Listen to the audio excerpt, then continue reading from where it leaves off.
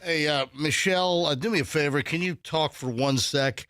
I got preoccupied. Oh no, you don't even have your headphones on. I know. I got to go grab them over to the side here. I got preoccupied and I didn't plug in my headphones. So can you please give play-by-play as I walk over? Oh, sure. Okay, so now you're taking 1, 2, 3 steps to your left, and you're grabbing your headphones. Oh, and that little microphone screen thing that you put on your... You've done nothing in preparation for this morning? What is wrong with you? April Fools! Oh, my gosh. That's not April Fools. That's so misused. So misused.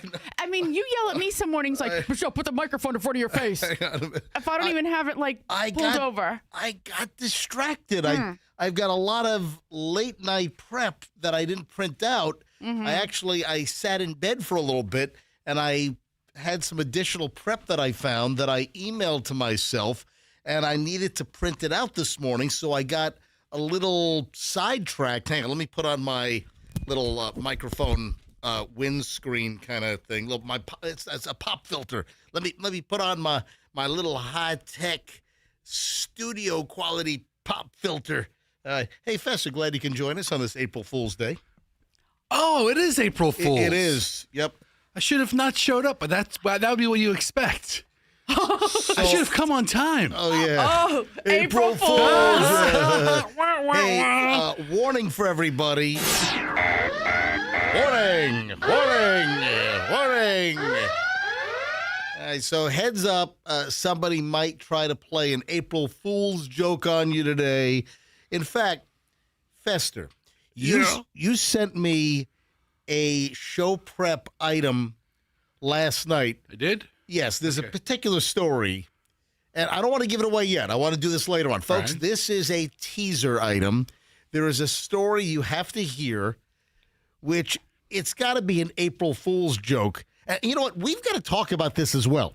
Is it acceptable to launch a story or bait or plant a seed days prior to April Fool's Day and then on April Fool's Day say, oh, the story that we came up with 3 days ago or a week ago, April Fools? Is that acceptable? Because I'm just curious. Do you want an answer? The ruse continues for a lot of, it seems like companies are doing that, or that's what I said. Or media companies. I feel like last year there was something where they did it like a day or two ahead of time, and then April 1st happened, and it was like April Fools, and I was like, I will tell you my answer. I don't think that works. You need a week to build the story for it to get traction, for it to be viral. But if you've already planted the seed and you've already revealed the story days ahead or a week ahead of April Fool's Day, is that an April Fool's joke? Or does an April Fool's joke really have to launch on April Fool's Day, on April 1st? That's the question. I had numerous people email me. I had a couple of DMs on the Kit Kat story about the 412,000 Kit Kat bars or whatever that were ripped off en route from Italy to Poland. Was that a fake story? That's the suspicion. We don't know. Because, Michelle, you saw this yesterday as well. Yeah. Or Michelle saw the story wherever she travels for her show prep, and people are talking about, is that story fake? Anyway, Fester, you sent me an item. Yes.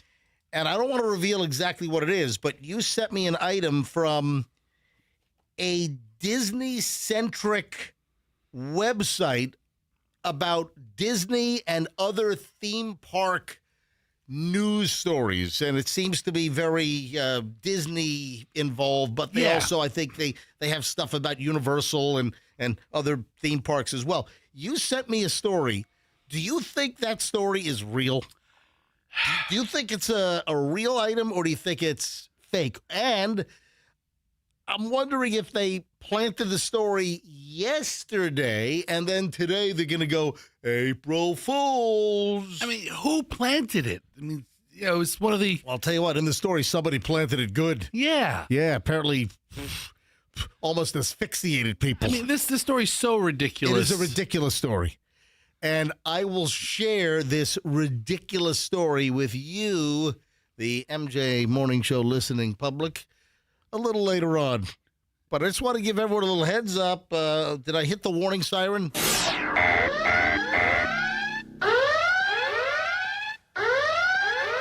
Warning! You might be the victim of an April Fool's joke today. It just will not come from the MJ Morning Show because my policy has been no April Fool's jokes to try to fool our listeners. So that's not going to happen on this radio program. All right. Everybody on board with that? Do we have a choice? I mean, I think we should prank everybody. I think we should just say April Fools after every story we do. Oh, hey, the Artemis big rocket is supposed to launch. No, it isn't. To the moon today. April Fool. Yeah. Is that the story you're talking about? That might be an April Fool no, launch? no, because you're saying, like, can it be launched a few days in advance, or how far in advance can we launch the joke? No. Are we going to talk about the Artemis rocket today? I mean, I've got a couple of notes on it. I think it's important. Are we going to be able to see it from the greater Tampa Bay area? I live in Hillsborough County. Yeah, we should be able, if the launch goes off, and man, there's some crazy stuff on this Artemis rocket. First of all, I read that there are approximately 500 items on the checklist that have to be green lit before the launch can happen. So 500 things, and systems have to be a go. It's just a whole list of things. 500, and if they don't get a green light on all of them, one faltering item scrubs the launch. So you have to have 500 things fall in place. Wow. In order to get a green light for the launch. That's kind of how it functions around here with the studio. Like 500 things have to be like in place in order for us to be on the air. So we're not landing on the moon with this mission. This is the precursor. This is like Artemis 2. And then a later Artemis, that's the one that's going to actually land on the moon. What is it? 2028, whatever I've got the timeline it's right coming here. up. Yeah, it is. But we're sending 4 astronauts into space if everything goes according to plan later today. So you asked about seeing it from the greater Tampa Bay area. The launch is supposed to happen from the Cape at 6:24 p.m. tonight. Now, granted, we still have ample sunlight at that point. It's not the best time for me. Well, it's I should call the Cape. Well, hang on a minute. You know, can you guys push it till just after sunset? I mean, that would be great. Or when it's really dark out. No, those launches, we see launches from the Cape all the time. We see the rockets launching SpaceX crap. The Falcon. Yeah, whatever. X things. We've seen those even during the day. So, yes, at 6:24 at night, and especially with the sun going down over on the west side, and this is toward the east, at 6:24, if skies are relatively clear, you should be able to see. And this rocket's a monster. This is a massive. This might be, I think, the biggest rocket they've ever built, if I'm not mistaken. This is really big. Yeah. So it's huge. At 6:24, it launches. Then it takes, I think, about 30 seconds to a minute. I'm trying to remember, like on the curvature of the Earth. That's right, folks. The Earth is not flat. All you flat earthers out there. So it takes a little time once the launch hits and we'll see. We should see I don't know if we're going to see the actual orange flames of the rocket. You know what? We see it at night. Yeah, we might see the smoke trail. Yeah, so we should be able to see this in the Tampa Bay area at 6:24 tonight. Anyway, I have a little bit more, which I find fascinating, on this Artemis deal. This is the precursor to us putting humans, Americans, back on the moon in the not-so-distant future, in the coming years. So this is a big deal today. And will it launch? That's the question. Or are they just going to say, there's no rocket? April Fools! You should have seen the look on all your faces. There's no rockin' April Fools. All right, just getting rolling. Got a loaded MJ Morning Show Crap Fest dumpster fire broadcast today, and we are back in minutes. Don't move. 275 northbound.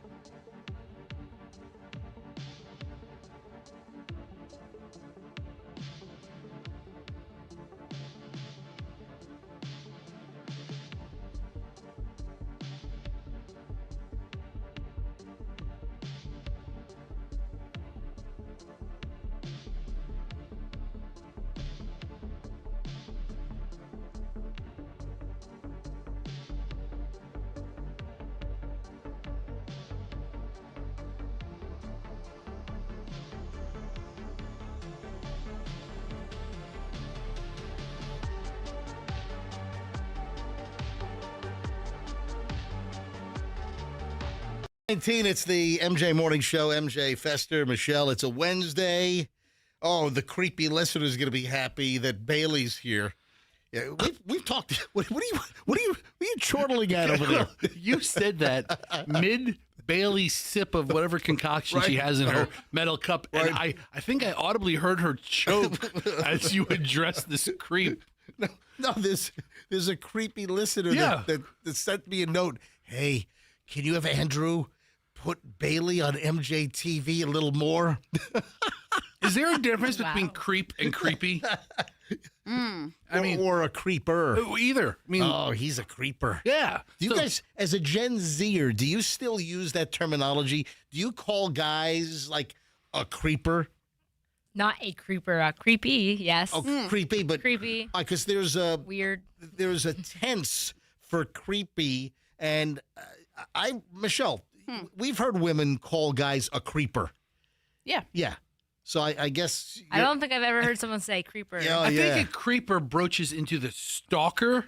Right. Yeah. So if you've got a guy, let's say, I'll put it into your universe. You've got a guy at University of Tampa, and kind of gives you an odd, weird feeling. Kind of gives you the creeps. He's just weird, maybe a little stalkerish. You kind of get that sense.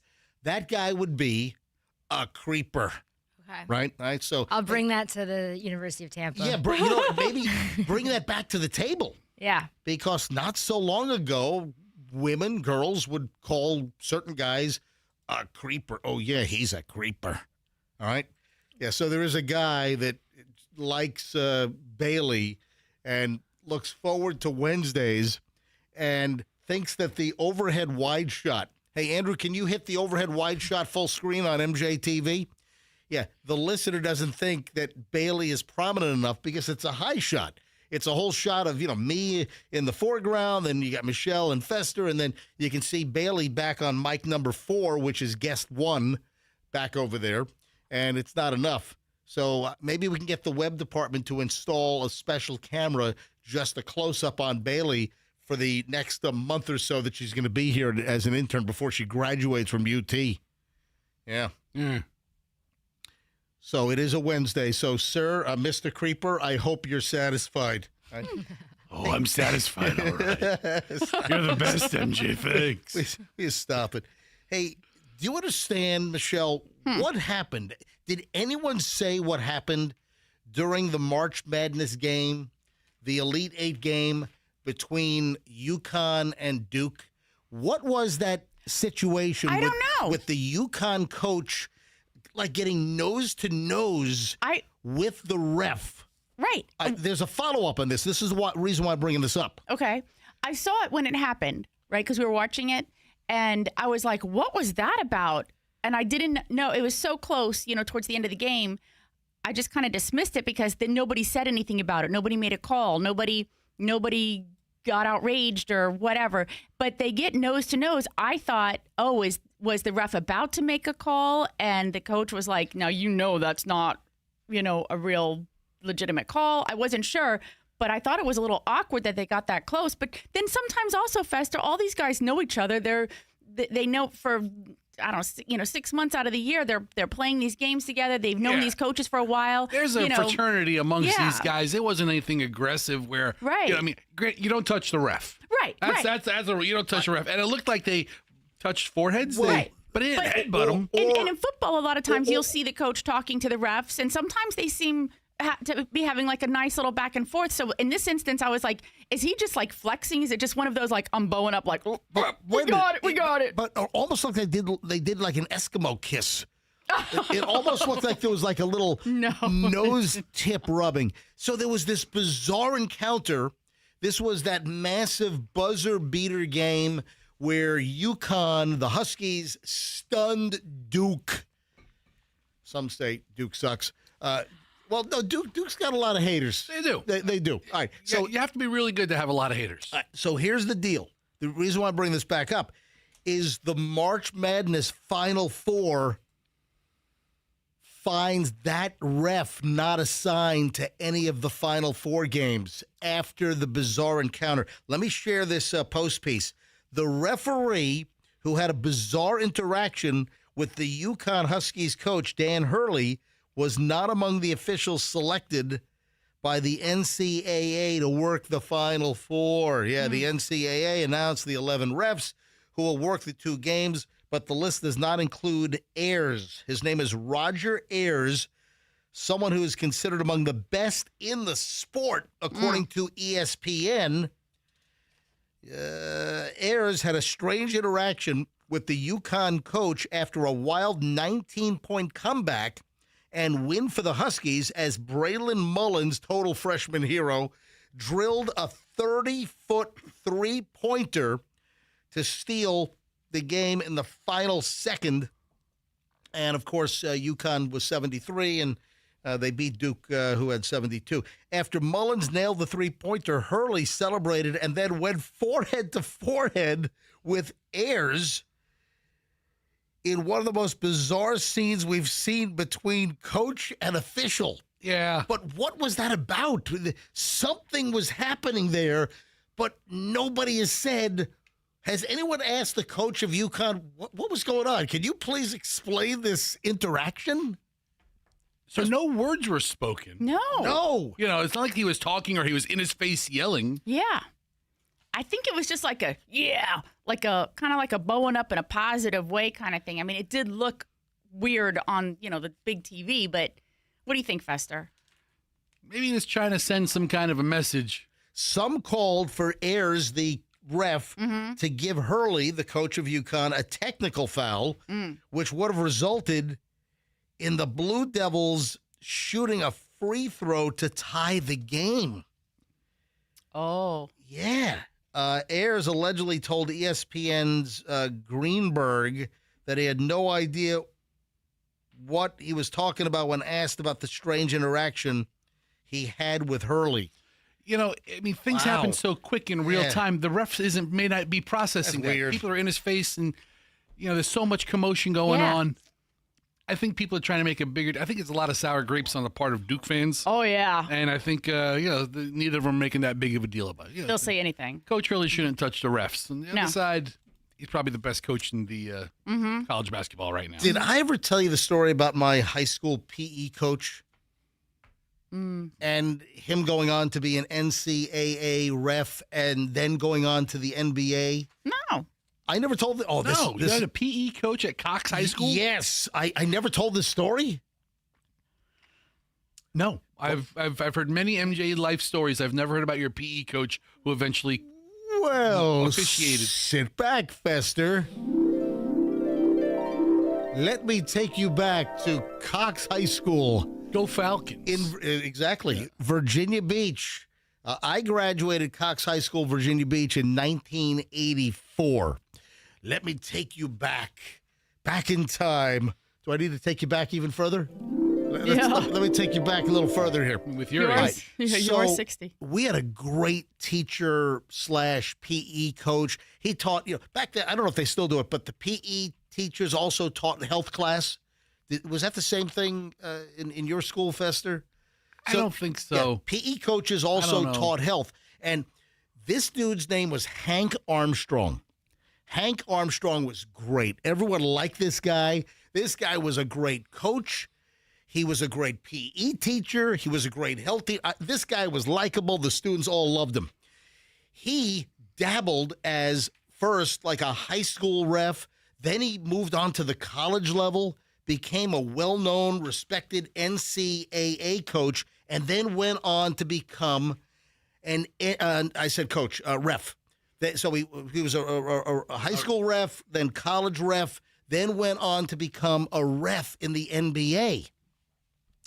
Hank Armstrong, who was phenomenal, got caught up in a huge NBA referee scandal where they were taking their first-class tickets for the air travel to go from city to city.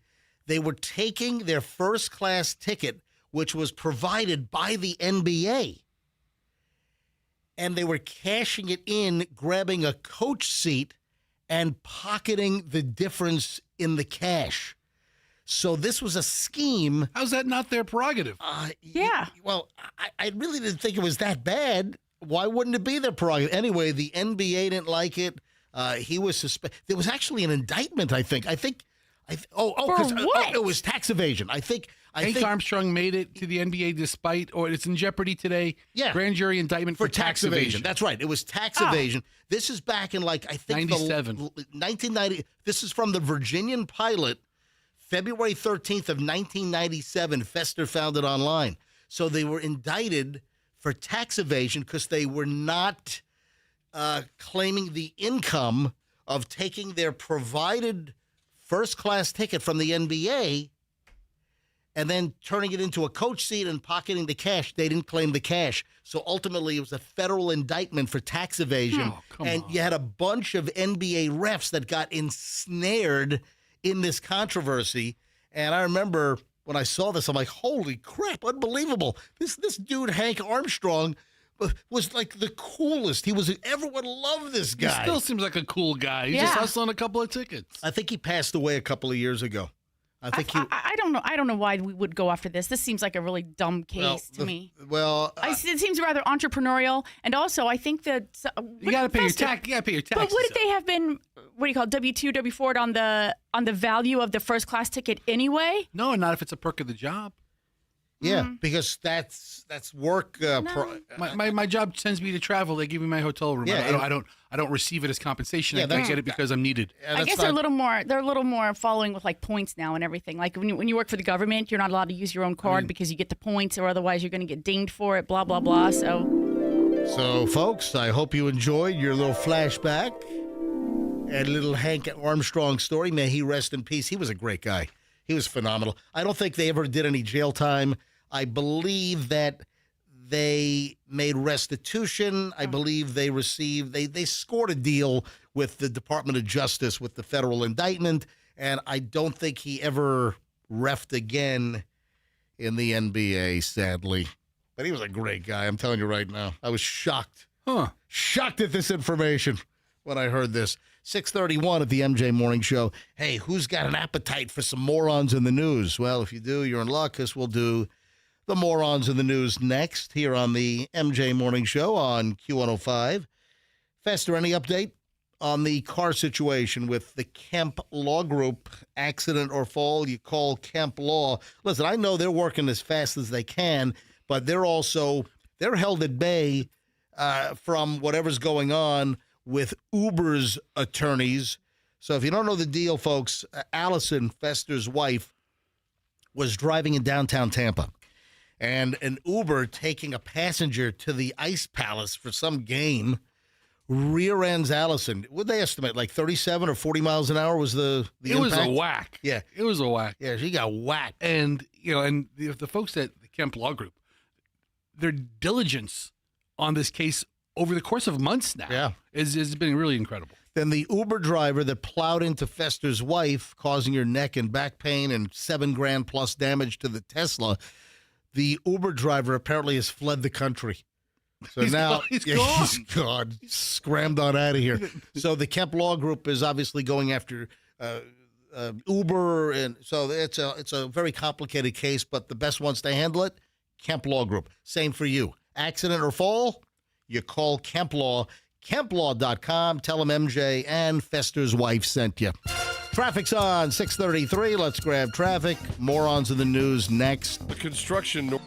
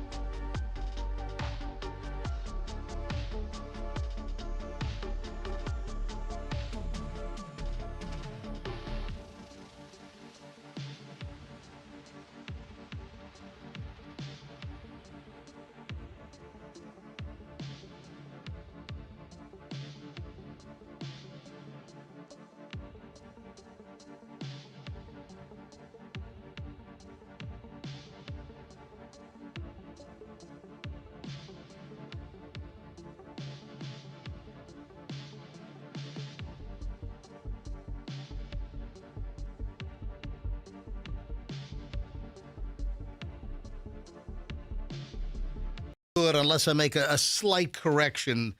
Fester and Michelle like, oh, just don't leave it alone. You don't have to go back to it. Oh, Fester. I wish I never told you. I wish I never told you. Fester found that Hank Armstrong was actually reinstated by the NBA as a ref back in '99. And nobody cares. You said the commissioner said that let's let bygones be bygones and let the healing process begin. Yeah. Dude, you're the one that found it. I told you just for your information, not to bore listeners with it. All right, move. Listen, it's just a slight correction because I said I don't think he ever reffed in the NBA again, and he did. He did. And if you have no idea what the hell we're talking about, go back and listen to the podcast once it's posted around 11 o'clock, or go back and watch MJTV later, and it's from the previous segment. Now, I did not send this story to my meteorological friends here in the Tampa Bay television market, namely Dennis Phillips, Mr. Suspenders from ABC Action News, or what are they calling it now, Tampa Bay 28, or Paul Delgado from Fox 13. I did not send this story to my two weather buddies. I probably should. Listen to this. It's morons in the news, you know. Local TV meteorologist arrested after allegedly breaking woman's nose. Ooh. Holy freak. This is not good. You know what? 100% chance of an arrest. 100% chance of broken nose. 100%. Got some stormy weather ahead. Get some turbulence. Wow. And this is a pretty big TV market. Listen to this. A local TV meteorologist has been arrested, accused of punching a woman in the face, breaking her nose. According to Bexar County Sheriff's Office, Elliot Wilson, 32, a meteorologist at KSAT 12 News, was arrested last Thursday for assault bodily injury involving a family member, apparently. Wilson was accused of punching a 33-year-old woman in the face earlier that morning as he was driving her to a medical appointment. What the woman sustained a broken nose. According to his LinkedIn page, Wilson has been with KSAT since December of 2025. He's a new hire. Oh. This guy's going to be new hire and a recent fire. They're not keeping this dude. He's a younger guy. Oh, yeah.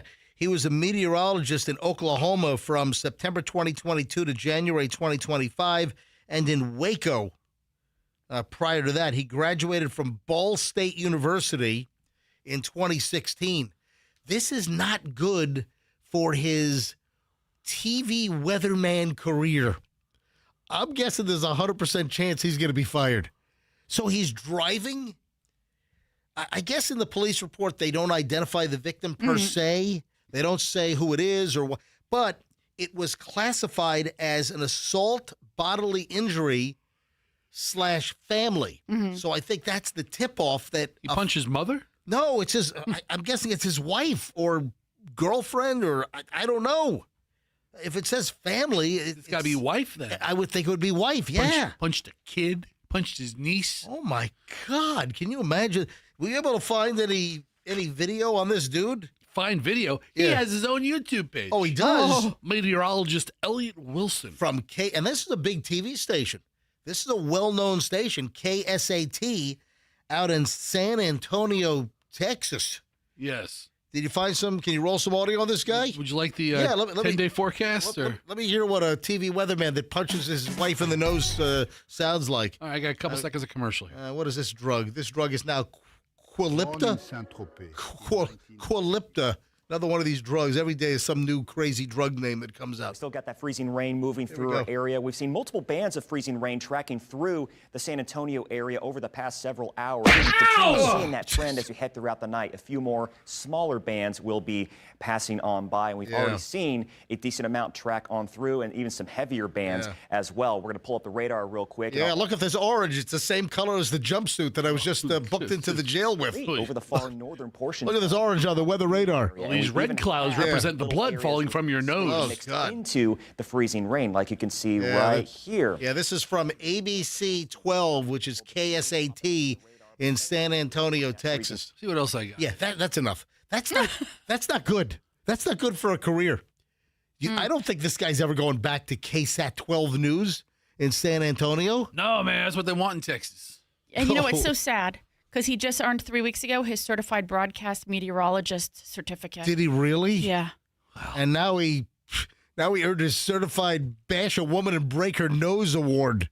He got that certification also. That's terrible. They could really lean into this, you know? Oh, man. Now, to Elliot with your rough and ready weather. Oh, We're going to punch great. humidity in the nose. Here at KSAT Weather, we really attack the weather. Yeah. We attack them. Anyway, so this guy's in a bad way right now. Listen, did you hear what the story said? The story said he was driving the woman to a doctor appointment. What the hell happened? You're going to a medical appointment, and while he's driving, punches the woman allegedly in the face and breaks her nose? What were they going to the... I got all kinds of wild scenarios going through my head now. What is it? What are you going to the doctor for? What was that doctor's appointment for? Because then now she needs another doctor's appointment. She needs the emergency room is what she needs. She needs to go see Noah Wiley in the pit, the San Antonio edition. I'm going to get all my money's worth out of this copay. Oh, my God. All right, let's move along here. Morons in the news. This dude turned the Hobby Lobby into the Nobby Lobby. Any ideas? no. Did he expose his wang? Yes, he did. Okay, wait. All right, I mean, you know, yeah, but when you use the term knob, Michelle, So- it you know, It does? it It loosely- means that? It could. Michelle, you get it? He turned the Hobby Lobby into the Nobby Lobby. So you're saying that thing is called a knob? Okay, I mean- that's. Bailey? Do we have any? No. No, Bailey. I don't get it. Oh, okay. Bailey, our 21-year-old intern, doesn't get it. Do we have any Hobby Lobbies locally? Yeah, We do? yeah. We have several of them. I've never been in a Hobby Lobby. Oh, you'd love it. I'm sure I would. It's No, like you'd hate it. It's Is like there a, one over here in Pinellas somewhere like listen, it's like a Michael's Arts and Crafts, No, right? it's not. What do you It's an mean? elevated Michael's. Oh, it's It's Elevated Michaels? Yeah, it's all hobbies. It's not just crafts. It's Okay. all hobbies. It's everything. It's and if you like corny tchotchkes around the house Oh, yeah. that have like fun sayings on them, like live, laugh, love. Oh, God, I You hate know, those things. You know, if mama ain't happy, nobody happy, and you know, Grandma's got a whole wall in the kitchen with all of these like wooden signs. God bless this mess, Yeah. or something. Hobby Lobby is your place. And you know what else they have? What? They have a great collection of Hello Kitty stuff. They do at Hobby Oh, my- Lobby? Yeah. because people's hobby Hold is on, to- when the hell have you been in a Hobby Lobby? I had to stop somewhere to pick up, I don't know, wrapping paper since Party City's out of town. Locally? Yeah. I mean, if you're This looking, one- if you're looking for some like Easter dishes, Right. You know, I mean, now's Easter time or Easter decor. Go to Hobby Lobby. Everything wicker you can imagine. All those aluminum, you know, those aluminum signs that like men hang in their like man caves. You know, built Ford tough, or you know, I'd rather push a Chevy than drive a Ford, or whatever they have. Right. They have them all there. Everything. Everything. All right. You'd love it. Fort Wayne, Indiana. A Fort Wayne man is accused of lewd conduct at a local Hobby Lobby. Actually, he did it in multiple stores. He had a thing. Yeah. David Sewell is charged with misdemeanor public indecency. He's accused of exposing and pleasuring himself in front of a Hobby Lobby employee back in January at location number 1, according to court records obtained by 21 Investigates News in Fort Wayne. The employee identified Sewell from a photo lineup.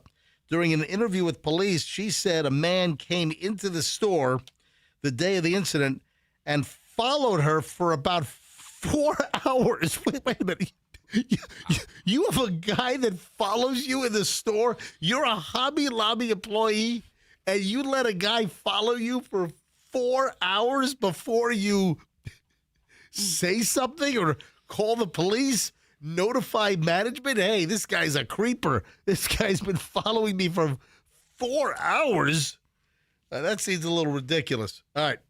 The employee said the man began exposing himself in front of her while she was in one of the aisles. And after she turned to walk away, he then ran out of the store. Court records say there were other incidents of a black male entering the local Hobby Lobby stores. So it happened in multiple stores. This guy liked to go into Hobby Lobby. Well, He had some kind of Hobby Lobby fetish. I mean, if you like fake plants, Are you still going through the freaking Hobby Lobby inventory over they here? have them. They have a lot of stuff. Hobby Lobby's it's a big store. It's always well lit. Can you go? Oh, look at this. A lot of women working there. I don't know. Fester brought up all of the locations in the area. I didn't even know these existed. So US 19 in Clearwater, Hobby Lobby. In Lutz. Yeah. Dude, you've got a Hobby Lobby near your house. It's more like the Wesley Chapel area. It's near the sushi place. Oh, near Zuku. Yeah. Okay. By the outlet. All right. Zephyr Hills has a Hobby Lobby on Gull Boulevard. Newport Richie on Little Road, they've got a Hobby Lobby. Brandon on Causeway has a Hobby Lobby. Sarasota, Tamiami's got a Hobby Lobby. By the way, most stores are open Monday through Saturday, 9 a.m. to 8 p.m., and just like Chick-fil-A, they're closed on Sundays. They're a very religious operation. Yeah, that's what correct. I was going to that's mention. right, You know, I yeah. mean, this guy's pulling out his wiener on, you know, on the Resurrection Week. Exactly. It's not. Oh. It's not. It's not Erection Week. It's really. Okay. yeah. I mean, this is This is it. this is the holiest time of year for those people down with that tribe. We've got Easter Sunday Yeah, coming up here, and this dude is doing old Nobby Lobby at the Hobby Lobby. I mean, listen, I'm not eating meat terrible. on Friday, but every other day this guy has it on the menu. And you're a Catholic. Ish. Yeah, listen. I mean, you're a what? I mean, your ancestors were something, but Right. you aren't. My Yeah. ancestors were something. Me and the Pope were down-ish. Yeah. You know? Yeah, I mean, You didn't have a good. do you get labeled by being a religion because your grandmother was one? I don't. Do you answer yes or no? Yeah. I I mean, but no. I mean, no, I that's the guess- same thing you yeah, say to yeah. me. Yeah. You're a Catholic. Am I? No. I'm a Floridian. I mean, I don't know. Okay. I mean, if you're down with it, great. Yeah. I don't think I am. My grandmother was. Listen, I'm My just father was an altar boy in 1952. agree. You know, I mean, that doesn't. I don't You never know. went in the booth? Oh, they make you go in the booth. You know, they make you go in the the booth. confession. Yeah, you go in booth. the booth. And Yeah. Michelle, you were raised, but not really. Right. I was raised, but not really. Hold on, and hold it. Well, you've developed nicely for not being raised, young lady. Hang on. You were raised, or your family was Lutheran. Right. My grandparents were Lutheran. My Lutheran, mom, but you also went to Catholic school as a kid. Yeah. Yeah. It was a good choice. I mean, honestly. All right. Well, there you have it. All right. So, folks, do not Nobby Lobby in the Hobby Lobby, or else you're going to be arrested just like this dude. All right. 6:54 at the MJ Morning Show. When we get back, the 7 o'clock hour begins. We have airline nepotism. Is this acceptable or unacceptable? We'll get to that coming up in just a bit. Also, I've got the AI idiotic story of the day. Yes. Yeah, the AI idiot story of the day coming up in just a bit. Oh, guess what? Fester is back at 7:45 as Dear Flabby. On the way on the MJ Morning Show here on Q105, 104.7 FM. Please stand by. If you are making a move, I'm going to help you out, folks. I'm going to take so much aggravation and hassle and stress off your plate right now. If you're making a move, just listen to my words of advice, my pearls of wisdom. This is some sage advice, folks. You get a hold of my friends at Two College Brothers, and you're going to have yourself one smooth move. It is simple. If you are moving, or if you know someone that's moving, a coworker, a relative, next door neighbor, whatever, if your kids are moving, it's twocollegebrothers.com. Remember, you've got the others, and then you have the brothers, twocollegebrothers.com. There are other college companies out there. You got to make sure it's Two College Brothers. You want the bros, Two College Brothers, to do your move. They are professionals. They're highly trained. They are screened. They're background checked. They are trained extremely well. Your furniture is all wrapped.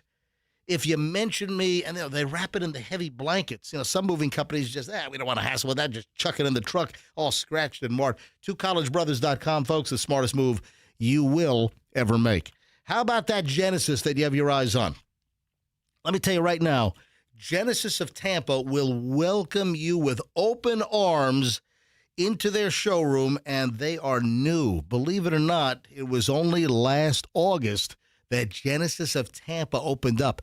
There was a Genesis drought in the Tampa proper area. I mean, you had other Genesis dealers in other counties, but now you got a Genesis dealer, Genesis of Tampa, actually in Tampa, in Hillsborough County. Gives you another opportunity to shop. Get the best price. They want to give you the best possible experience and the best price on your Genesis. Hey, remember with Tiger Woods in the news, Tiger Woods, he was in a Golf Promo GV80 SUV, a Genesis, rolled it like 17 times. They said the Genesis saved his life. Yeah, safe, good-looking vehicles, and a great dealership. Genesis of Tampa, you need Genesis service? GenesisofTampa.com, $275 off of Bears, and tell them that MJ sent you. My friends at International Diamond Center, IDC, want you to know when choosing an engagement ring, the diamond is always important, but just as important is the actual ring itself, the setting, the way that it looks. Now, she doesn't want ordinary. She wants something that she's dreamed about for her entire life, something that reflects her style, personality, and that's where International Diamond Center shines. They sparkle. All right, this is where they come in. Guys, IDC is the only jeweler here in the area that carries all of the top bridal designers, rings that other stores aren't even allowed to offer. We're talking about thousands to choose from. An IDC ring is unlike any other. It's artistic, it's innovative, the design is off the charts, handcrafted precision, exceptional detail and quality. Whether you want lab-grown or a real natural diamond, There's no compromise. It's got to be IDC. They'll educate you, non-commissioned salespeople. Tampa, Clearwater, Lakeland, and Sarasota. IDC. Tell them MJ sent you. Traffic's on. MJ Morning Show back in minutes. Don't move. Construction.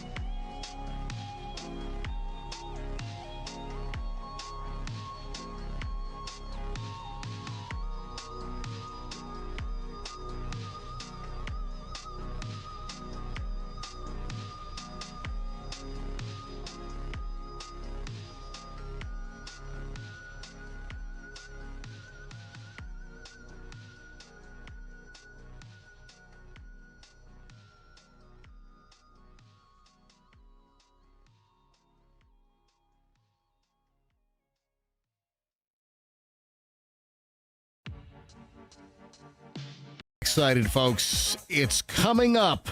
Ladies and gentlemen, 7:03. Welcome back. 7 o'clock hours arrived. We are about 40 minutes away. I'm shooting for 7:45. Dear Flabby is back. Ladies and gentlemen, Fester handles listener dilemmas. Dear Flabby, is he rude or nice? Dear Flabby, when you want fat advice. There is a sensitive one today. How should we, Michelle, how should we categorize, don't give too much away, but how should we categorize Dear Flabby, which is coming up in about 40 minutes? Like how should we compartmentalize? This is kind of a sensitive one. This is very serious. This is a very, very serious one in Dear Flabby. Oh, no. Yeah, It's a little more serious than I thought we were going to, cover, but hey, we take what we get. Exactly. Right? People are bringing serious questions to Dear Flabby. Yeah. Dear Flabby. That's not how it's supposed to work. I didn't think so either. I thought it was supposed to be jokes and fun. Yeah. Well, I don't know what's going on. oh, here I now. can't wait to hear Flabby's advice on this one. All right. I can't wait. Oh, man. Are you ready for the AI idiocy of the day? Yeah, we ought to do a benchmark feature. MJ Morning Show, AI idiocy. Listen to this one. A tech CEO. The dude's name is Aravind Srinivas. Aravind Srinivas. What is that? French? I think the dude's Indian. I don't know. Srinvas. He is getting hammered. This guy's getting slamulated. What did he do? He said that AI layoffs are fine. So, you understand? People that are getting laid off from their jobs because of AI, he says, yep, it's fine. Why? He says people hate their jobs anyway. God. He's Oh, my gosh. to some extent, he's not completely wrong. Yeah, why don't you go work as his chief of staff then? All right. You know what? Listen, that sounds great. Sounds like a real opportunity. His company's Perplexity, which I have heard of. Yeah. Perplexity AI CEO Aravind Srinivas. I'm just going to call him Sphincter. Aravind Sphincter. He is coming under fire. Why? Because he's saying that people should not be upset about getting displaced, fired from their jobs because of AI, because the people don't like their jobs anyway. Yeah. San Francisco-based company. He was on a recent podcast, and he's getting slammed. He's getting hammered. Yeah. The reality is most people don't enjoy their jobs. It's okay if they get replaced by AI. So what are they going to do then? So he's talking about the new world. One other AI thing. You know what? This is a double dipper. Some professors, and I saw a highlight on this for one particular professor, making their college students use typewriters in order to battle all of the students that are using AI to do their papers. Yeah, man. But hold on a minute. I got a problem with this, and I'll explain in a second. Let me share a little bit here. This is a college professor, an Ivy League professor at Cornell in Butamus, Ithaca, New York.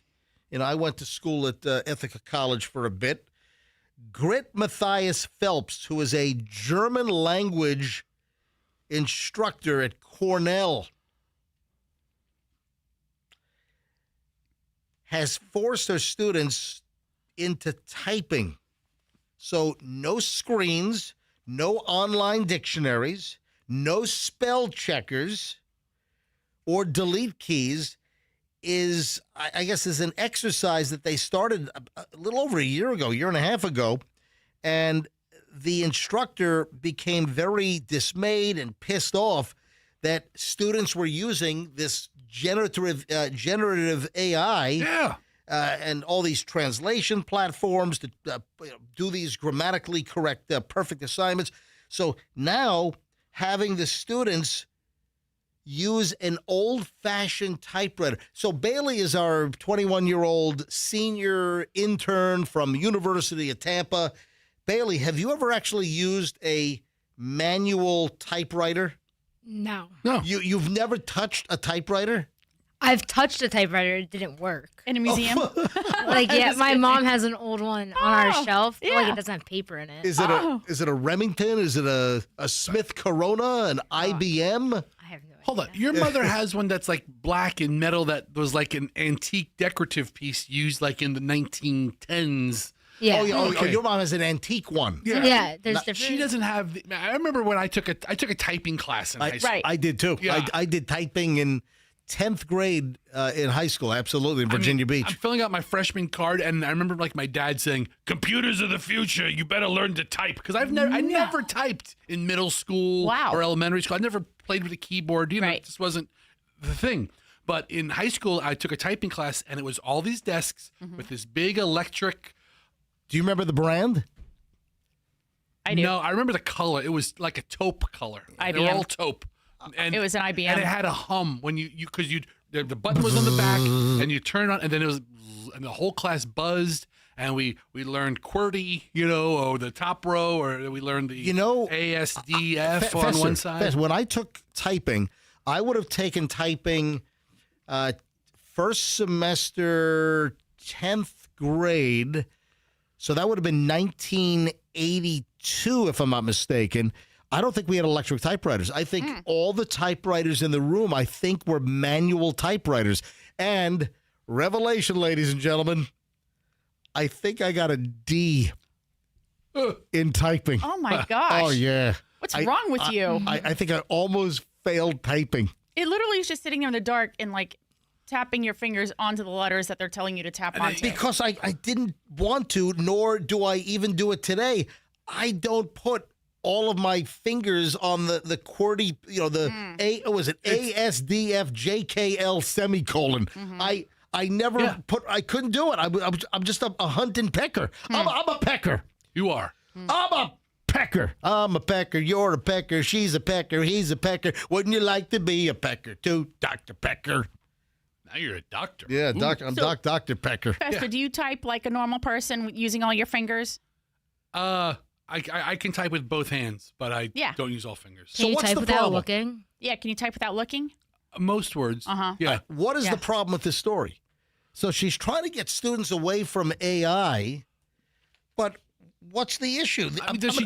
I could still have AI write my paper and then I transcribe it. Exactly. But that's a lot of labor. I mean, No, she's talking about like in the class when she gives you an exam, you don't have access to your computer. How are you going to have the AI do it before you get to the classroom? She's not looking for me to go to like a thrift store and buy a typewriter to take home. Right. In her class, So that's the way. I didn't know whether there were any assignments that you had to do outside of class. I understand that in class, I guess you do your typing exam in person, in class. I was always the fastest. Yeah. Oh, you were? Oh, yeah.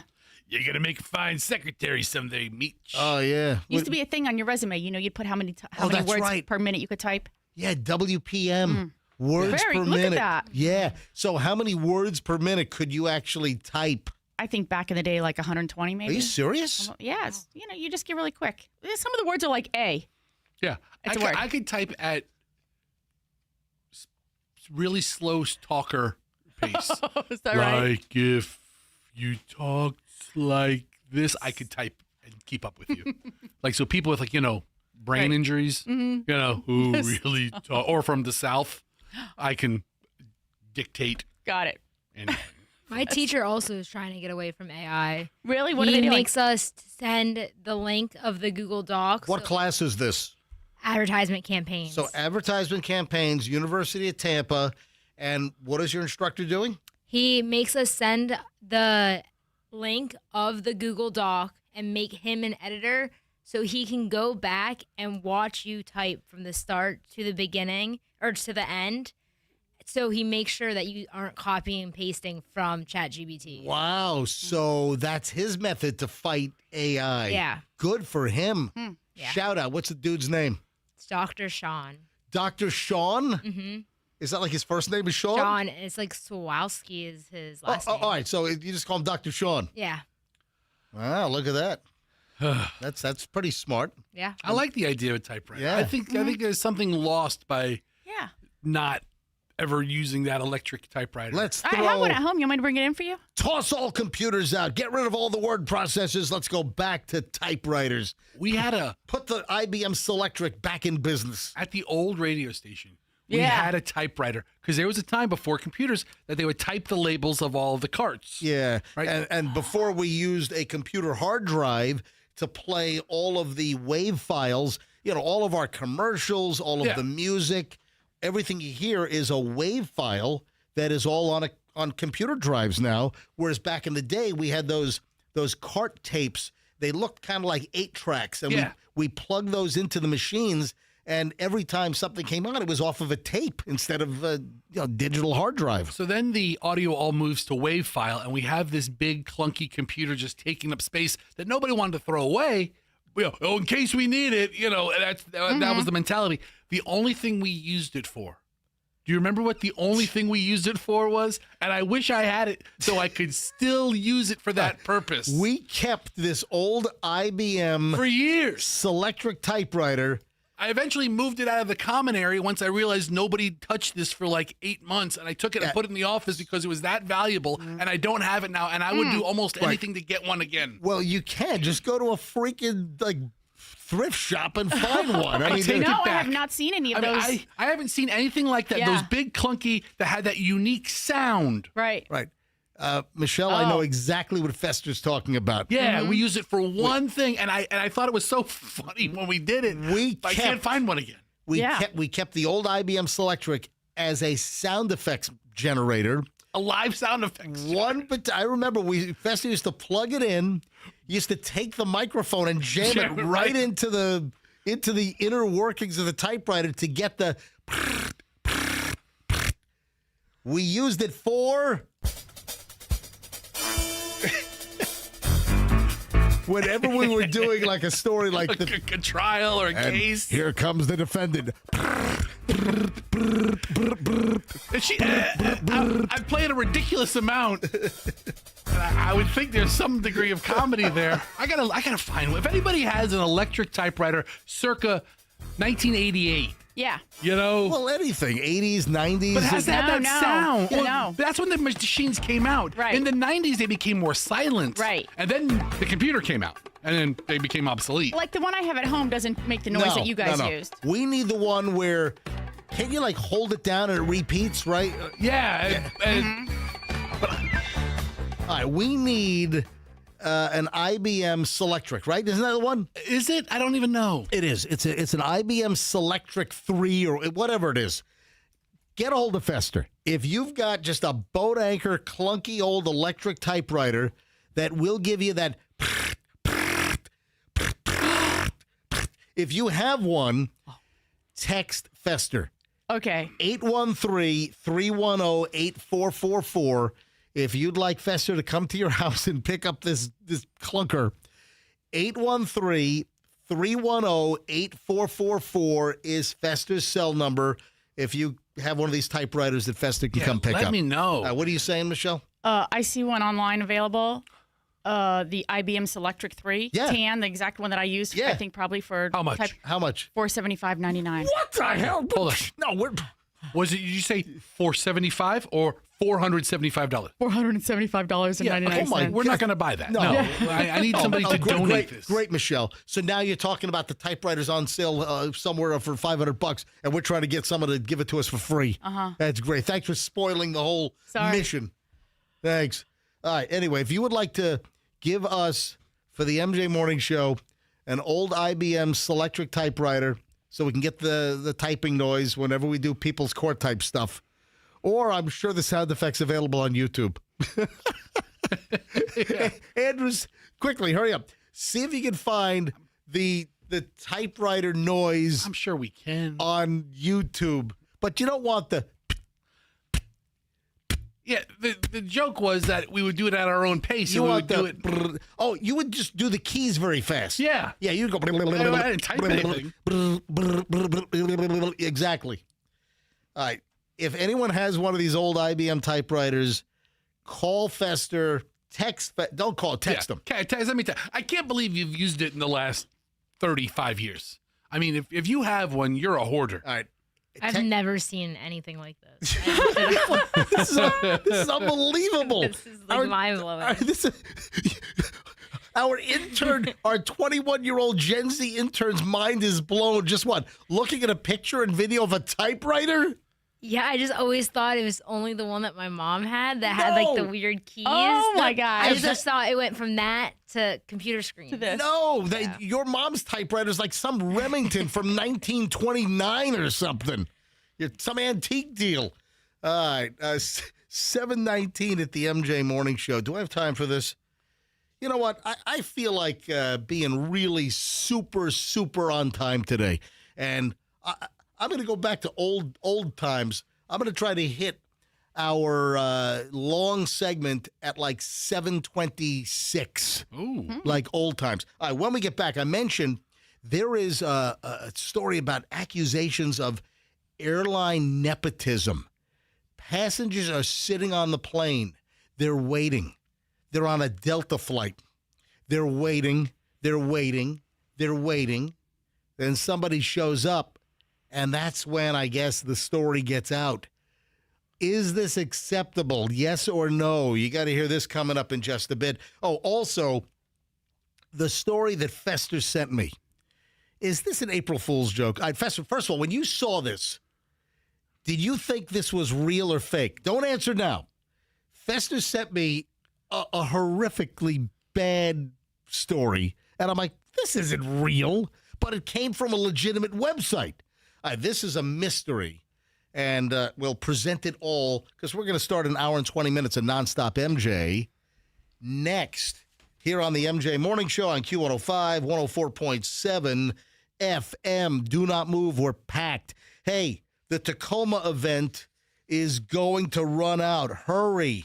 Do not walk. You need to run to Miracle Toyota, because the brand new 2025 Toyota Tacomas that are in stock are unbelievably priced. There are unbeatable, amazing deals on every in-stock Toyota Tacoma at Miracle Toyota in Polk County in Haines City. I'm telling you right now, this is about to expire. All right? Hurry. Miracle Toyota in Haines City. They're right on 27. Folks, whatever you do, this is going to be it. This is going to be the last day. So you got to hurry. Get to Miracle Toyota, up to $6,000 off, $1,000 holiday bonus cash. You got 0 down payments, no payments for up to 90 days, financing as low as 1.99% APR. It's a great Toyota store to do business with. I know Mike Murphy, the owner, lives in my neighborhood. Miracle Toyota in Haines City, and tell them that MJ sent you. Simple as that. Hey, we have some amazing offers for you from Banco. You know how I feel about Banco. Banco, that's the only company that I'll use to do anything with my garage doors.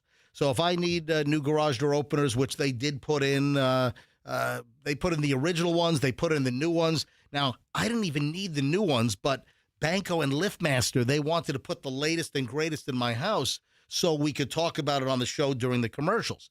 Always great deals at Banco. So what's going on right now? In April, today is April 1st, save $250 off a double premium series or higher garage door from Clopay. So if you need a spring tune-up, you call Banco. If you happen to bust a spring, you call Banco. That is the most common service call when it comes to garage doors. The springs have a life cycle of, 5,000, 7,000, 10,000. And when the spring breaks, you call Banco. They will honestly, quickly, efficiently fix your spring. I told the story before. I had a neighbor that got ripped off sideways by another garage door company, big name, that just charged 3 times as much as what Banco would charge. It's crazy. Anything garage door related, folks, you can bank on Banco. BancoDoors.com. Tell them MJ sent you. Traffic's on. 1 hour, 20 minutes nonstop. MJ, we're packed next. In Hillsborough, we have an accident on East.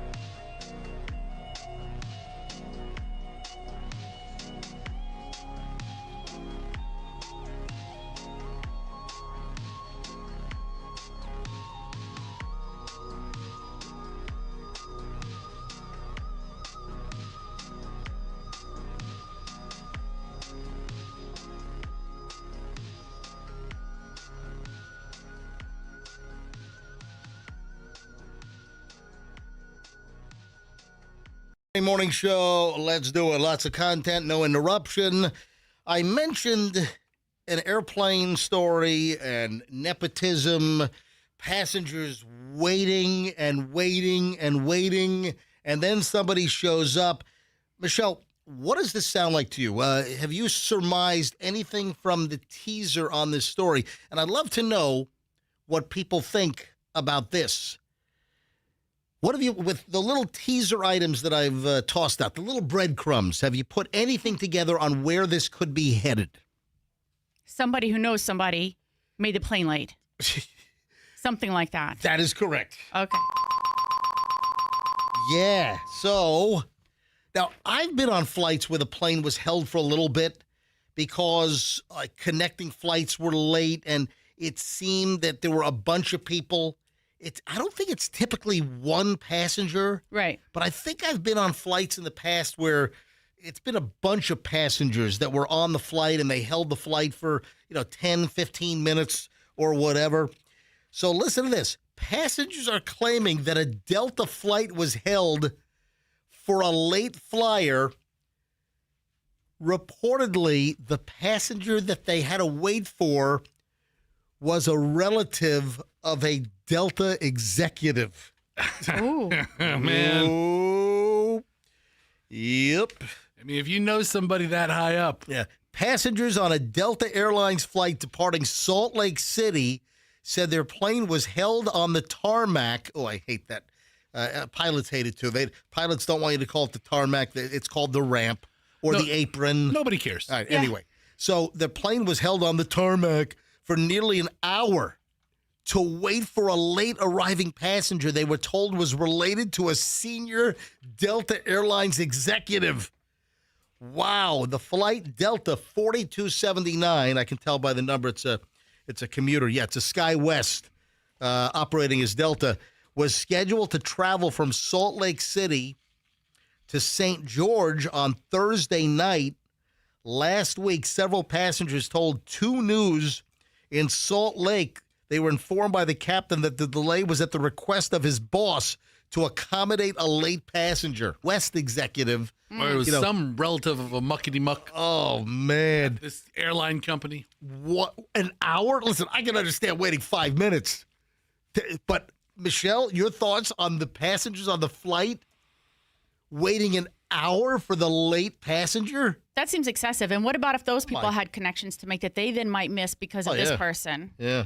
You know? Well, they were flying from Salt Lake to St. George, so that was probably not a connection spot. That was a probably destination. Probably a final destination. So then, but still, what do you mean? Did they serve them some beverages or some, treats or snacks, to accommodate them? They were in Utah and Salt Lake. They loaded them up on alcohol and caffeine. That's what they do when you're late for other reasons. They roll out the cart with waters and chips. I like a caffeine-free Diet Coke with a coffee creamer. Yeah. So some passengers were told that the individual they were waiting for was the daughter of an airline executive, one of the top executives at the airline. So SkyWest, operating as Delta Connection. SkyWest said it could not confirm the identity of any passenger and disputed that the delay was for a single person. But apparently the captain, who would certainly know, told people they were waiting for a high-level executive's relative. And in this case, the story now is it might be the daughter of one of the executives. Hold the flight. She's running late. Listen. Had to get her nails done. You'd be glad that executive didn't cancel the flight. My daughter can't make it till tomorrow. Yeah, unbelievable. So, yeah, I can't sign off on an hour delay and inconveniencing people like that. That's because you're not an airline executive. All right, I need to make a plea. And, Michelle, I've tried yours, and they don't do what I need them to do. What's that? The things you hate in the bathroom of mine. What of mine, what of my property, my possession, what do you despise. And I know you're painting this all wrong. I don't despise them. I don't care. Use them until they're threads. It doesn't bother me. You belittle me. No, I don't. I let you alone. I just had a you belittle me. That's not true. You make fun of these all the time. I saw a car detail guy throwing these out, and I was like, "Oh, I should pick them up for MJ because Yeah. he'd love." He would love 'em. All right, so you know what I'm talking about? It's the craziest thing. What am I talking about? The way you like your towels. Yeah. My bath towels, my shower towels. I am literally using towels that I've had since high school. If towels have a life cycle Yeah. to where they're fluffy, Yeah. then the fluff and the lint get caught in the lint Yeah. trap after 100 washes or 20 washes. Yeah. They're not the same as they were when they were brand new. Yeah. But then they live that way then they start breaking down. Yes. Right. And well, That's when MJ starts being interested in them. Yeah, Well- exactly. here's the deal. It's like dating exclusively 85-year-old women. You know? That's about what it's like, Fester. Let me tell you. They have their good years, their great years, they're still really, really good years. And I then- need assistance from our listeners.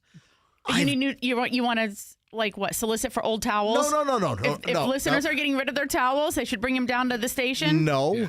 I would like to find a new towel that has the properties of an old towel. That's not going to happen. though. But here's my problem. Let me tell you what the problem is. Folks, I'm not exaggerating. I'm being 100% literal, actual. Michelle, you can confirm this. I have towels that I've had since high school. Agree? Oh, yeah. You stole them from your parents' house. Yes. I have towels that I love, and they get so thin, but they're so absorbent. They're not, though. That's such a misnomer. No, it's not a misnomer. There's water all over the bathroom floor after you use the towel. And I'm like, did you even dry your body off? And you're like, yeah. And I'm like, that's because I walk out of the shower and I don't step on the bath mat. That's why there's water all over the floor. No, it's just everywhere. Here's because I shake like a dog when I get out of the shower.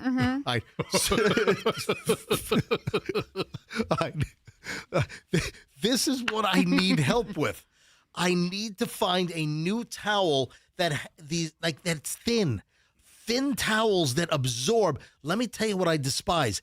I hate when you use a towel and it gives you that cold feeling. You know what I'm talking about? Your body's wet. You put the towel on, and there are towels that don't do what a towel is supposed to do. And it's the towels that they don't absorb. They're like anti-absorbent towels. It's like the opposite of the quicker picker-upper, Bounty. Right. And I hate that feeling. You get a cold, like the water is not coming off of your body feeling with a lot of towels out there. So No, that's not true, though. It is true. The whole purpose of the towel is to dry the body out. This is just a you thing. Oh, yes, you have felt it. I've never felt that. Oh, so you think this is some OCD deal? It's something. So I've maybe once or twice thought that you would appreciate something like this, although it's been fleeting in my thoughts. I have a question. Yes. Do you need to have a full-size towel? Yes. Yes. Yeah. So that's. Yeah. He wants this. No. He wants a towel. He wants a sheet. Yeah. I see where Fester is. I think the consistency of like shop rags. Yeah. Yes. Like new. I'm not talking about going to to Midas and picking them up off their floor. A shop rag is too small. I like a full size towel. The problem is, I'm down to like 3. I had like a dozen, and they've all fallen apart. And literally, I use the towel. I'm drying off, and it's like a case of leprosy. Like an arm falls off or something. Yeah. So like a whole third of the towel separates, and now I've got a freaking washcloth. Mm-hmm. And I've saved bits and pieces because I don't want to throw them away. I don't want to bury them and have a funeral for my old towels. But I'm down to like 3 good towels now that have this thin, ultra absorb. I love these things, and I just need some help. If anybody listening knows what I'm talking about, email me. Send me a link to the towel. Oh, phones are also lighting up over here. All right, hang on. I'll grab a call or two. If you know of a towel that I'm going to like, folks, please send me a link. Send it to mj@mjmorningshow.com. Hit my email, mj@mjmorningshow.com. Have you ever thought about using a ShamWow? Right. They're thin. Yeah. Hi, Vince offer for ShamWow. Right. Yes. They're thin and they're absorbent. That their whole purpose is No. to dry off Dry quickly. you off, and it probably just a body-sized ShamWow. or just the largest ShamWow, or No. what was the ShamWow competition? The quickie. They Quickie make towels. picky or- Yeah, they make towels like that for like swimmers, like competitive swimmers, or even going to the beach. They have like quick dry towels, and they're thin like that, and they All just right. dry you off very quickly. Well, then I need to go to the swimmer's store. Where's that located? Let me grab a call. How about Evan?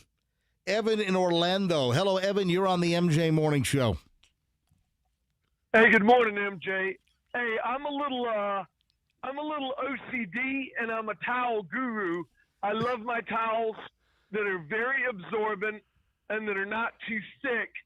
And I've been looking for years and years, and I've found 2 towels that are awesome. I'll send you the link this afternoon, but Please. the one towel is Lands' End sells like 6 different types of towels. All right. And one of the towels they sell is called their spa towel.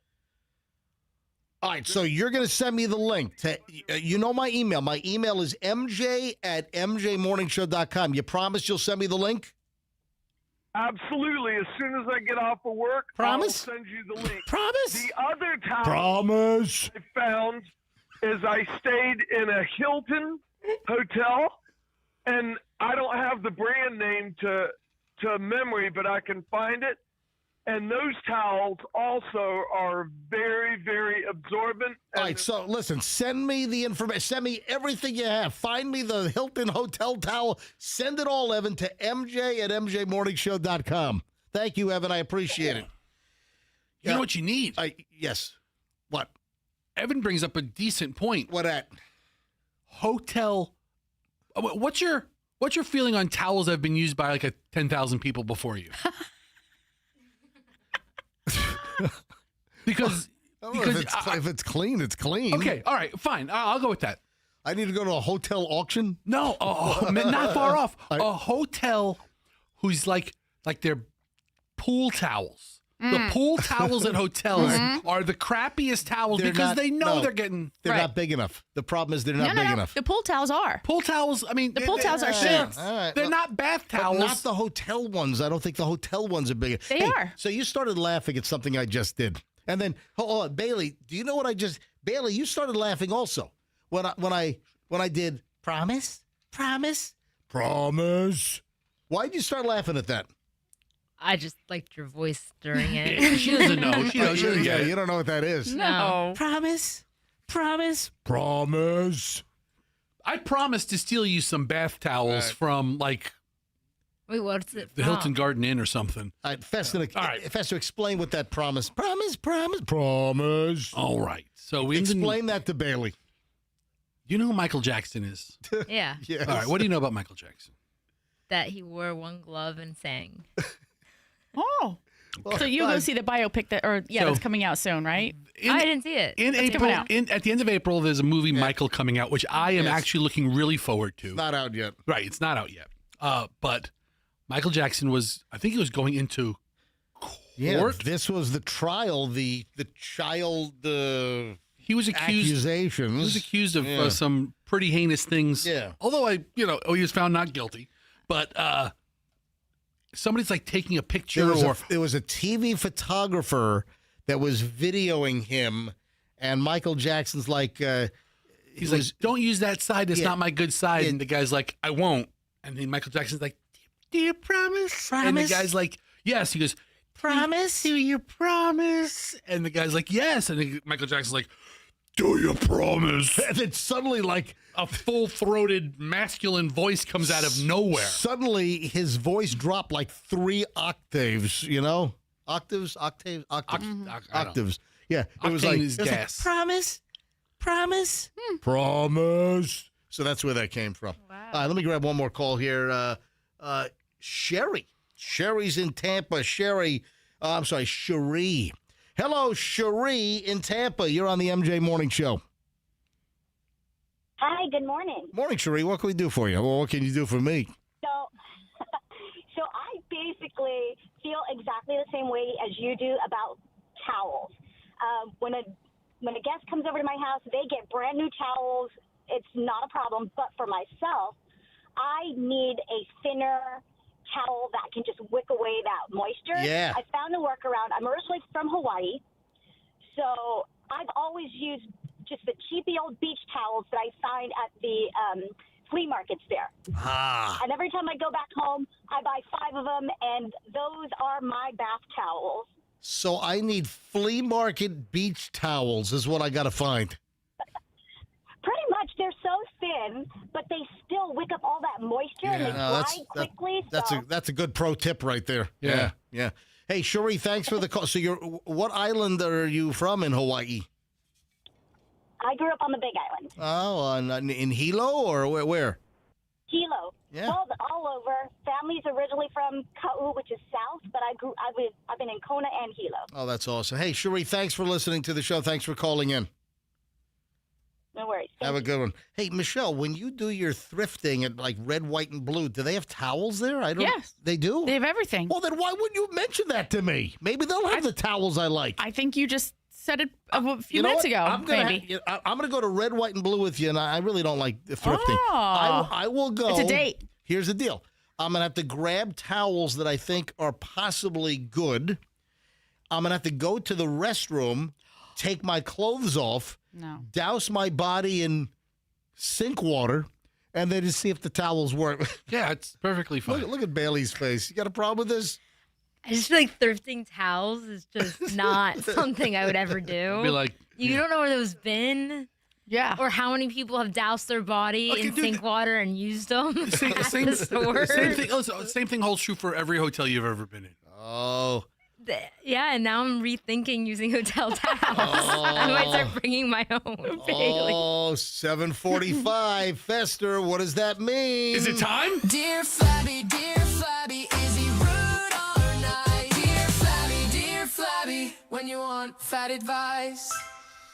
All right, this is a little bit of a rough one. All right. All right, but listen, this Dear Flabby segment is going to run the gamut from ridiculous to serious.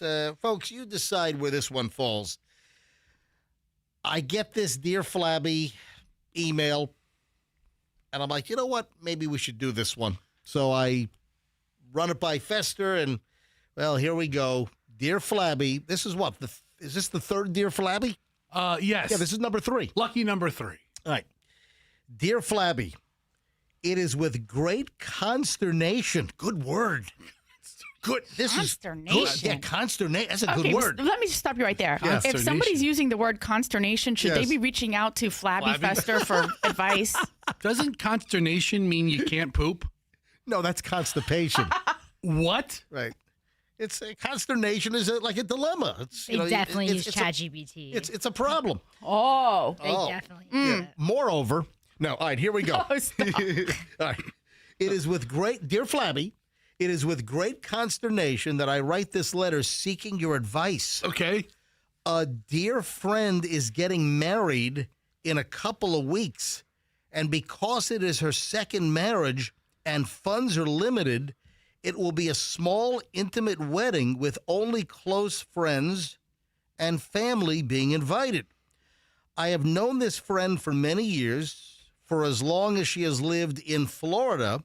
While I'm happy that she has found love that she hopes will last, I and others are concerned about her choice of partner. You see, he is a registered sex offender in the state of Florida. Therefore, I'm conflicted on attending the wedding. Someone, namely the groom, who solicits a 14-year-old minor of the same sex is not a person I want to be in the company of or associated with in any way. I am by no means a prude, having sent naughties of myself and receiving bleep pics. I'm not going to say bleep. All right. Which is all good between consenting adults.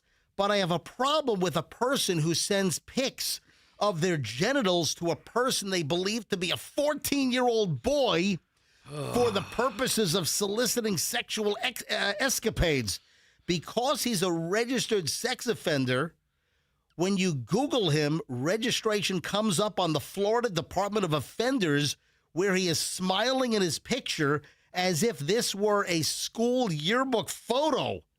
Oh, My question, dear Flabby, is, should I attend this wedding and continue to support my friend, or should I decline? And if so, express why. Wow. Signed, Offended in Pinellas Park. So I think sex offender, offended. Okay. I'm speechless. All I'm right. gonna. This is All right. Okay, Flabby. Yes. Dear Flabby has some questions before he has some advice. One. Wow. Is it an open bar? Because if it's an open bar, maybe you go. I don't know. Well, if there are some budgetary, that's a good point. If there are some budgetary constraints here, maybe it's going to be a cash bar. Yeah. Or I don't know, maybe the terms of the sex offender to be husband, maybe he's not allowed to be around alcohol. Maybe he's not allowed to be around. I don't know. I mean, all right. So. Oh no. All right. So there's two things I can think of off the top of my head. That's terrible. So the woman, this lady is marrying a guy that's a registered Florida sex offender, and he was busted for sending his genital pictures to a 14-year-old boy, or who he thought was a 14-year-old boy. Is he a reformed kid wiener picture sender? We don't have. I don't know anything about any of these parties other than what's been presented. However, option one is don't go. I don't know why you'd want to put yourself in the same room as that guy. Yeah. Ever.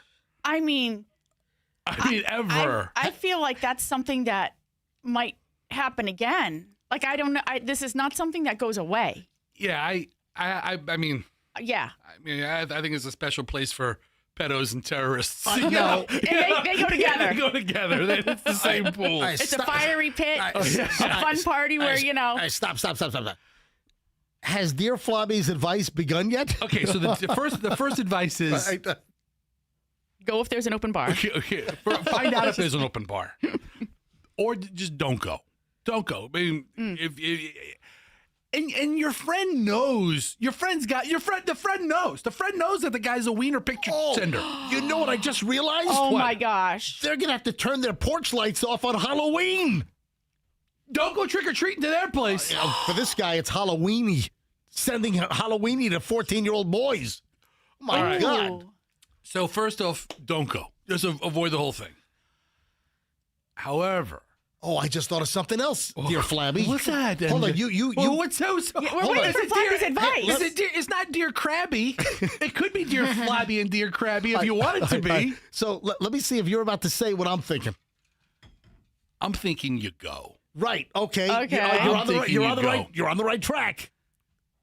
And you blow that crap show up. I mean, you wait for When? I mean, is it going to be like a traditional wedding where, like, the leader or the padre or the judge or the officiant says, "If anyone here There you go. sees any reason why this woman and this man who sends pictures of his dick to kids should not be joined in holy matrimony, speak now or forever hold your peace."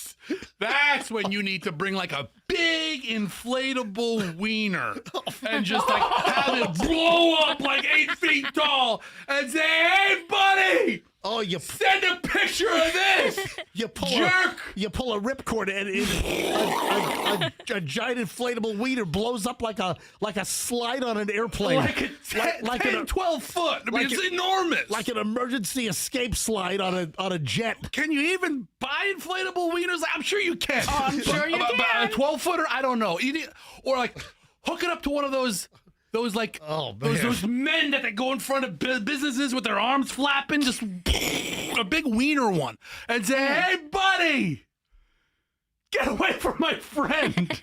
Speak now or forever hold your peace. That's exactly that's the time. Oh man. Okay.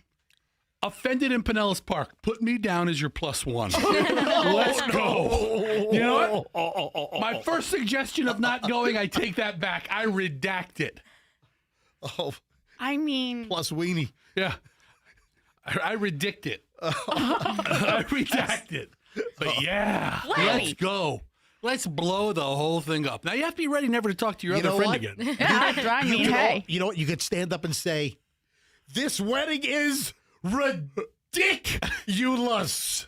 I mean, are they inviting like relative kids to the wedding? I don't know. I mean, is there like a ring bearer? Is the groom allowed to be around kids? I mean, yeah. is the groom like, it's a nice ass on that ring bearer. I want to. Oh my gosh! Stop it! I want a boy as a ring bearer. Well, isn't the ring bearer is usually a boy, and Yeah. the flower girl is usually the girl, right? Oh, I'm What are you sorry. saying? I don't know. I'm not up to speed on wedding etiquette. I don't. Or creeps like this Wow. person apparently.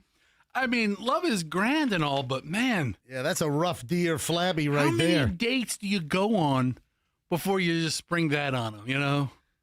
I would have that question. I mean, I think I have so many other questions. How I don't did that know. even come up? I mean, Yeah. if it's public, everybody. If offended in Pinellas Park knows, then everybody knows. The bride to be has got to know that this groom, the guy that she's marrying, was busted for sending pictures to an underage boy. I mean, do you have any questions about that? Has he?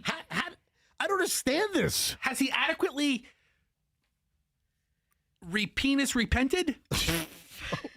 I don't know. I don't know either. I mean, I think there are certain conditions that humans have shown where there's no rehabilitation for. Yeah. Wow. I'd be worried. I think in my heart, I'd be worried for my friend. I'd be worried for my friend's kids. Yeah. Are they going to have kids? All right. I think the advice. I mean, I feel, yeah. Okay, so we, you know what? We need to not do any more wedding ones. How about we? So these are. This is a pretty specific wedding one. I can do other wedding ones. Ladies and gentlemen, I think the advice has been dispensed. Dear Flabby, is he rude or nice? Dear Flabby, when you want fat advice. Now I got to see what size inflatable penis I can buy online. Speak now or forever hold your penis. I mean peace. I wish the guy would have held his penis. I mean peace. All right, so folks, if you have a dilemma, please send your dilemma to Dear Flabby at mjmorningshow.com. That's Dear Flabby at mjmorningshow.com. All right, so I'm on Amazon. Yeah. all right. I closed this And? up. Okay. Yes. Well, hold on, we can talk about it. We just said inflatable like 20 times. I'm moving on. I don't need to talk about it. They have plenty of three-footers. What? Yeah, three-footers. We don't What do need, you do with it? We're moving on. Is it like a pool floaty? It's exactly like a pool floating. That's exactly right, Michelle. I'm glad you said that. We're moving on. And they also have a costume. I'm moving on. You should go to the Oh wedding my in a gosh. costume. You're going to Yes. show up I'll wear at the wedding costume. and- Fester. And they have We're- other races. Yes, they have different colors. Oh. Hold on. All right, we're moving. Oh, my gosh. Do I have They to, got a white guy and a Fester, black guy. I know they both can't be 3 feet. Fester, do I have to shut your mic off? Do I have to shut your mic off? You could do whatever you like. We're done. All right, I can't believe. I'm moving on. I can't believe this. Do you know what the biggest problem now, or a massive problem in school systems around the country is? Listen to this. What? The kids at schools are ruining toilets.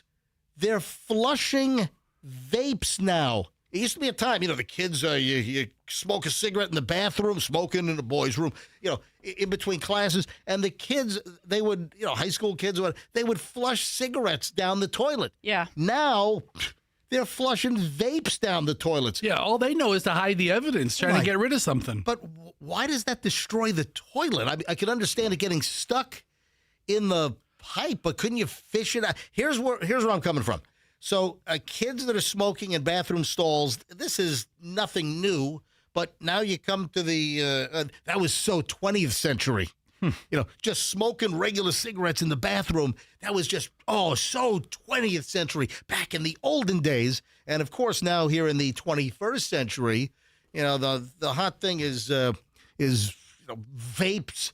And I saw an item that a school in Maryland that they had to replace at least 4 toilets that have been destroyed in the past month after kids flushed vapes at Bel Air High School in Maryland. A report from CBS channel WJZ in Baltimore. Each toilet reportedly cost the school about $200 when they're replaced. Hold on.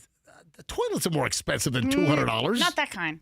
Yeah, that's with no lid and Maybe the industrial kind, the bulk kind might be a little less money. Right.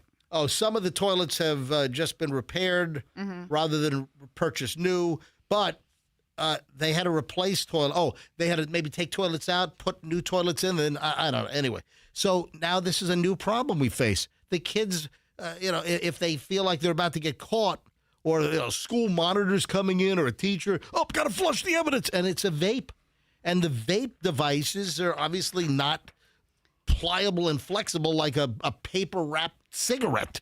So I thought a vape it's like one device that looks like a pipe thing, and then you buy a cartridge to put in it. So they're flushing the whole thing. That costs them. That's a Juul. Oh, there's different vapes. Yeah, there's different vapes. Hold on. You don't vape, do you? No, I do not vape. She's in the vaping world. Have you ever vaped? No. You never tried it? No. Good for you. Do you have friends that vape? Yeah. Oh, God. Majority. Hold on. The majority of your 21-year-old friends vape? Not anymore. Most of them don't anymore, but all throughout high school and everything, majority did. Yeah, really? Anyone in your high school flush them down the toilet at your high school? Not that I know of. Right. I didn't even know that was a thing. How do you get rid of the evidence? You're vaping in the bathroom. You're afraid somebody's going to walk in. I think my time was before the smoke things did the vapes. I don't think that was a thing. Oh, it didn't detect it. Yeah, now they've got the vape detectors in the bathrooms at a lot of schools. Oh, speaking of vaping, man, I saw something that kind of bothered me. So Michelle sends me out to go get her chicken fried rice. Michelle has to have this chicken fried rice from, oh, by the way, they did not change the sign yet. With the cans of Coca-Cola? Dude, I just dumped that. Dude, it's on your Instagram. It's on but you can't say it on the air. You can't? Why not? I didn't know. You can't say that word on the air. I did not know that. I did not know that. You did, dude. It's one of the 7 dirty words. You can't say that word on the. I just had a dump fester. As God is my witness, I did not know you couldn't say that. Are you kidding me? Yeah. Yeah, I swear. What? Yeah, Cockatoo? All right. There's. All right. Cockamamie? Michelle, stop. Don't encourage him. I had to dump that. Okay, I didn't know. Apologies. So I'm out at 7:30 last night. Michelle's like, would you please get me my chicken fried rice? Okay. So I call up Lemongrass, order Michelle's chicken fried rice, make the trip, down Kennedy, crossing Dale Mabry to the Lemongrass, Thai restaurant to grab her chicken fried rice. So I'm sitting at the traffic light, the left turn lane at Himes and Kennedy Boulevard. Okay. And there's an arrow there, and I need to make the U-turn right there. And right on the corner, there's a vape shop. There's like a smoke shop right on the corner. I don't know what actually happened. I saw what appeared to be two, definitely underage. I saw two 15-year-old kids is what I would guess, 15, 16. While I'm sitting at the light, I'm watching these kids round the corner and then go in. I'm like, what are these kids doing? And I recognize they were kids. And then they walk into the smoke shop, the vape shop right on the corner. I'm like, what the hell are they doing in there? Yes. The vape shop by campus, Green Planet or something like that, University of Tampa owns. And Wait a second. Hold on. The University of Tampa owns a vape shop? Yeah, so when kids go and they buy something from that vape shop, on their credit card it says University of Tampa. Are you serious? So that's freshman year, all of my friends would go to that vape shop. Wait a sec. Why the hell? Because it would show, they think, mom would think that they got something at the bookstore. Yeah. Oh, wow. My God. Wait, are you sure? Yes. You're telling me the University of Tampa owns a vape shop? Hold on. Okay. It comes up. According University to of Tampa. stop. According to AI, The University of Tampa does not own a vape shop. While there are several private smoke shops and vape shops located near campus and in downtown in the Hyde Park area, such as Green Planet Smoke Shop. And none of these businesses are owned, operated, or affiliated with the university. What they're doing is the same way I can tell Verizon what I want my caller ID to say. You can probably tell your credit card processing company what you want your statement to say. To show up as the billing. As you The just store figured it out. Okay, so the provost of University of Tampa will be having a talk with you, Bailey. Holy crap! You really should have investigated that. That much.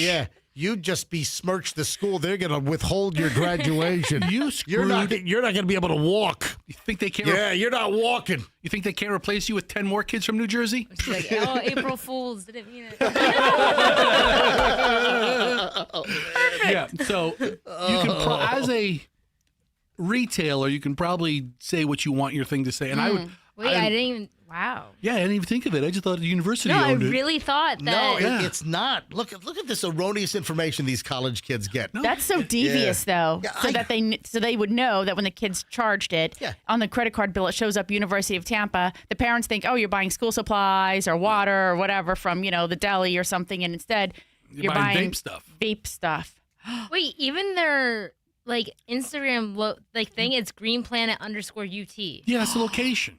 Wow. University of Tampa. Yeah, it's that's why I exhibited doubt right off the bat. I'm like, no, that can't be the case. If I owned a Domino's Pizza in Gainesville, it would say Domino's Pizza, University of Florida. Yeah, that's a great smoke screen. Yeah, it is. You're right. It's a smoke vape shop screen. It's a real smoke screen. Well, all right. So let me finish up with my story. So I see the kids walking into the vape shop, and I'm like, what's going on? And I don't know what happened. So there's no resolution. Did they buy stuff they weren't supposed to buy? They just appeared to be underage. So I have no idea what happened with what I witnessed. I get to the lemongrass Thai place to pick up Michelle's chicken fried rice, and the sign in the restaurant still has, under the soft drink section, instead of Coke, COKE, they have another C word, which is a vulgar word for the male anatomy. Again, I apologize. So, and Fester just blurted the word out a few minutes. I had to dump it a few minutes ago. God is my witness. I did not know I couldn't say that. And if you want to see this, the video that I took 10 days ago or a week ago, the video is up on my Instagram, Certified MJ Radio. And the headline is, "Say What?" And I video the sign where they've got but it doesn't say Coke. Okay, stop. It says something else. We all get it. You're going to jump my ass for saying it. And here you go, Scroll down. All right, stop right this. Keep going. It's right there. Yeah, it's "Say What?" Say what? And you can see what's on their sign. Okay. And last night, I wanted to also go pick up Michelle's chicken fried rice because I wanted to see if they changed the sign. Nope. No, it still says. We get it. Okay, stop. Well, you're going to flip out when I say it. I didn't say the word. Yeah, you're sitting here like stuttering John. I stop. You got to see this video. It's on my Instagram, Certified MJ Radio. That's Certified MJ Radio. I didn't get to this yesterday, but I think it's important to talk about this. Oh, no. Hold on. Bailey, people are texting me that strip clubs often use different names on credit card receipts. Oh, is that right? Like you say, like the company's name, Okay, can I just point out for the record, I don't think that Bailey would know that about strip clubs either. But it's just more common. Yeah, I didn't know about that one. I'm sure a lot of businesses use a different name that you don't think about. Yeah, you know what? It's too bad for all these UT students that the 7 C's is still not on Kennedy. Because I think they use UT Anatomy Department. Oh, my gosh. All right, moving along here on the MJ Morning Show. I want you to listen to this.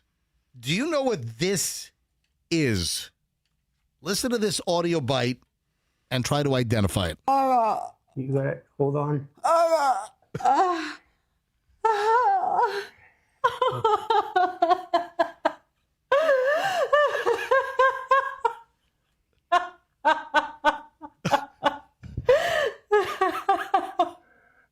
All right, do you know what that is? Do you have any idea what that is? Let me play it one more time. You got it. Hold on. All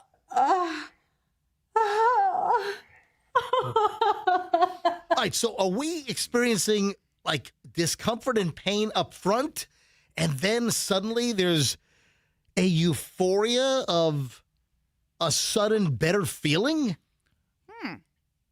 You're not going to believe who this is. Do you have any idea, Bailey? Do you have any idea who that is? Can you identify who that person is?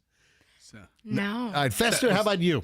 Sounds like me getting down with it and somebody being glad it's over. Listen to the guy's like, hold on. Yeah. Hold on. I'm just like that. Knock it off. I don't want to have to dump you again. That's kind of what I hear too, but not Yeah. like I'm not visualizing you, Fester. By the way, Let me play it one more time. You got it. Hold on.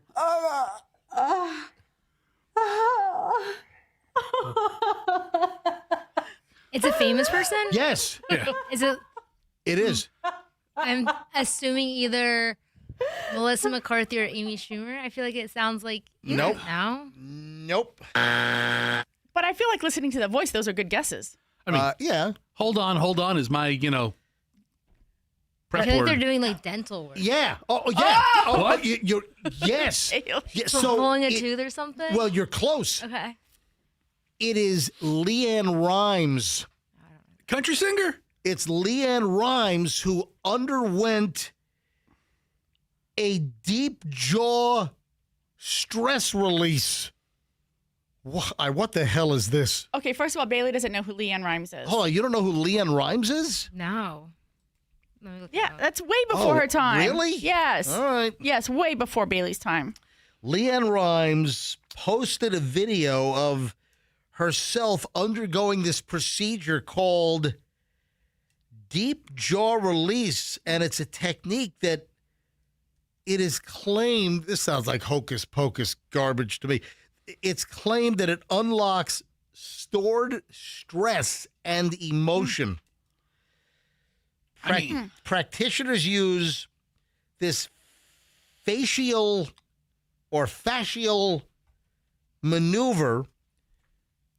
They claim that tension, stress, and even memory are stored in places like the jaw muscles, causing deep emotional reactions.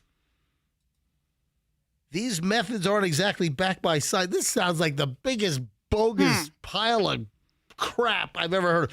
Deep. She sounds like she had a release. So I don't know what's going on. I'll tell you right now. I want to know, do we have any listeners that have had a deep jaw release? Because I've never heard of that. Yeah, this is crazy. All right. Have you ever had this procedure done? Have you had a deep jaw release? And are you moaning like that? Do you know about it? Do you have anything to add? Can you fill in the blanks on this? But I would love to talk to someone right now that is familiar with a deep jaw release. Also, hey, are you a dentist? Oh, we ought to call Dr. Childers. Yeah. Can you text Dr. Childers? Text Dr. See if Dr. Childers is available. Listen, he knows about the mandible and the maxilla and jaws and all that stuff. Yeah, see if he's available. Take a call quickly. But do we have anyone listening that's had this deep jaw release procedure or process done? 800-990-1047.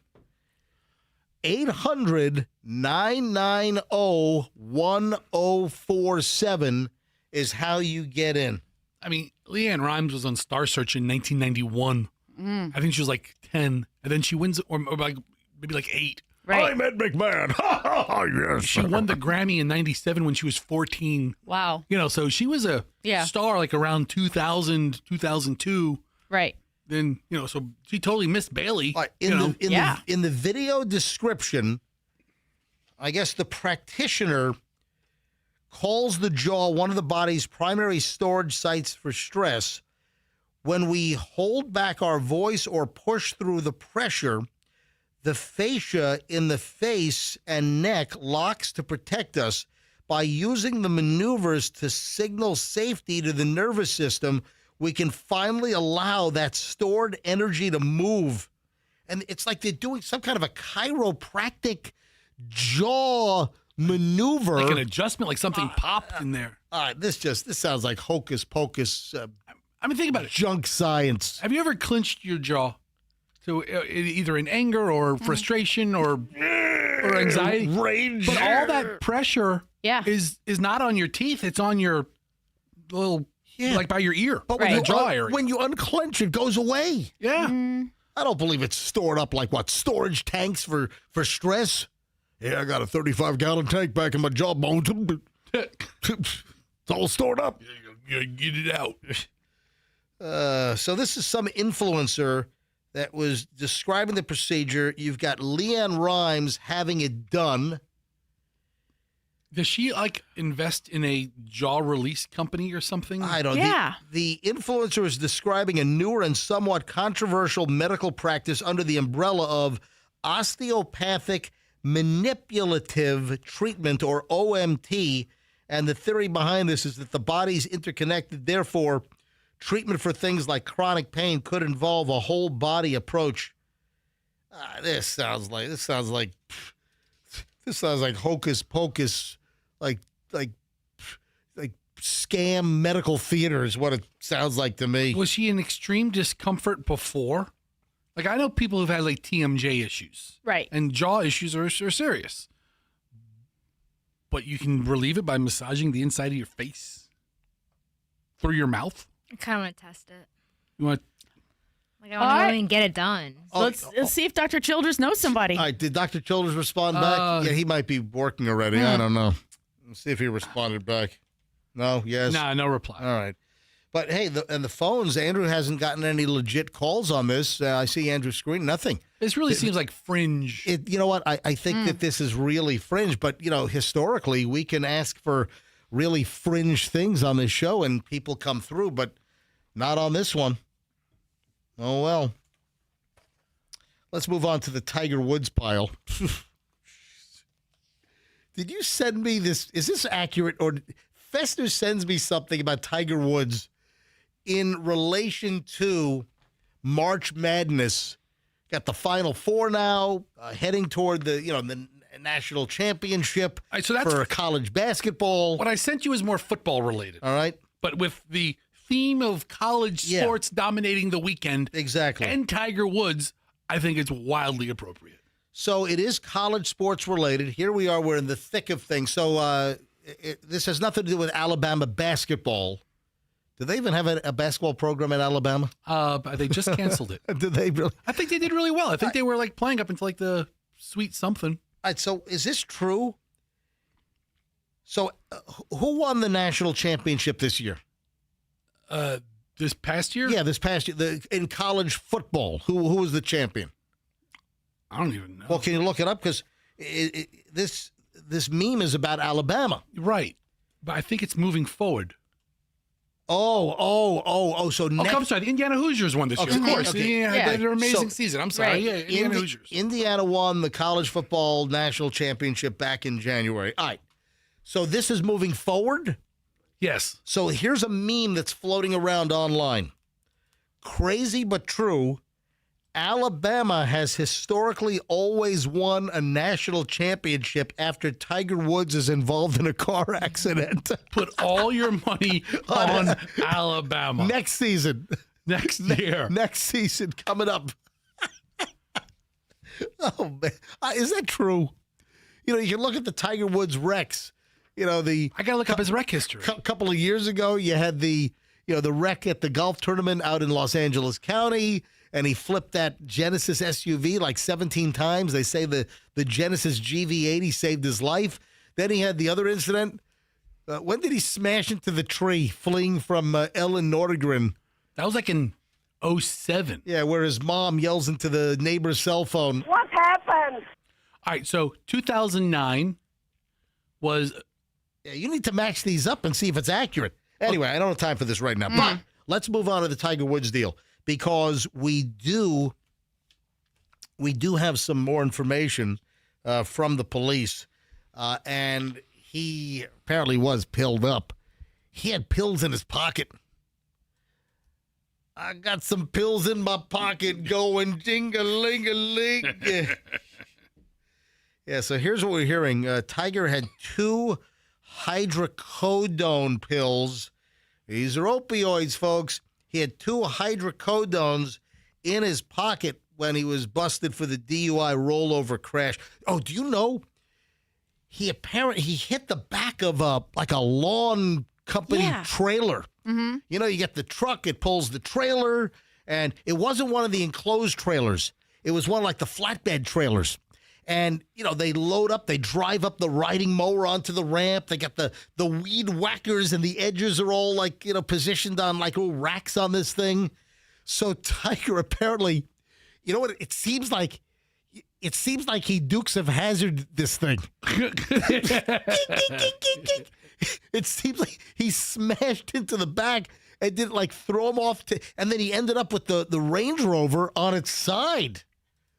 So it was like a near Dukes of Hazzard move here with Tiger. So here's what we've learned. Tiger claims that he was distracted. Yeah. Mm-hmm. That the claim is that he was messing with the radio. He was looking down at his cell phone and changing the radio station. And then next thing you know, lawn trailer! Yeah. You know, he just tries to swerve. Oh, my God! Oh!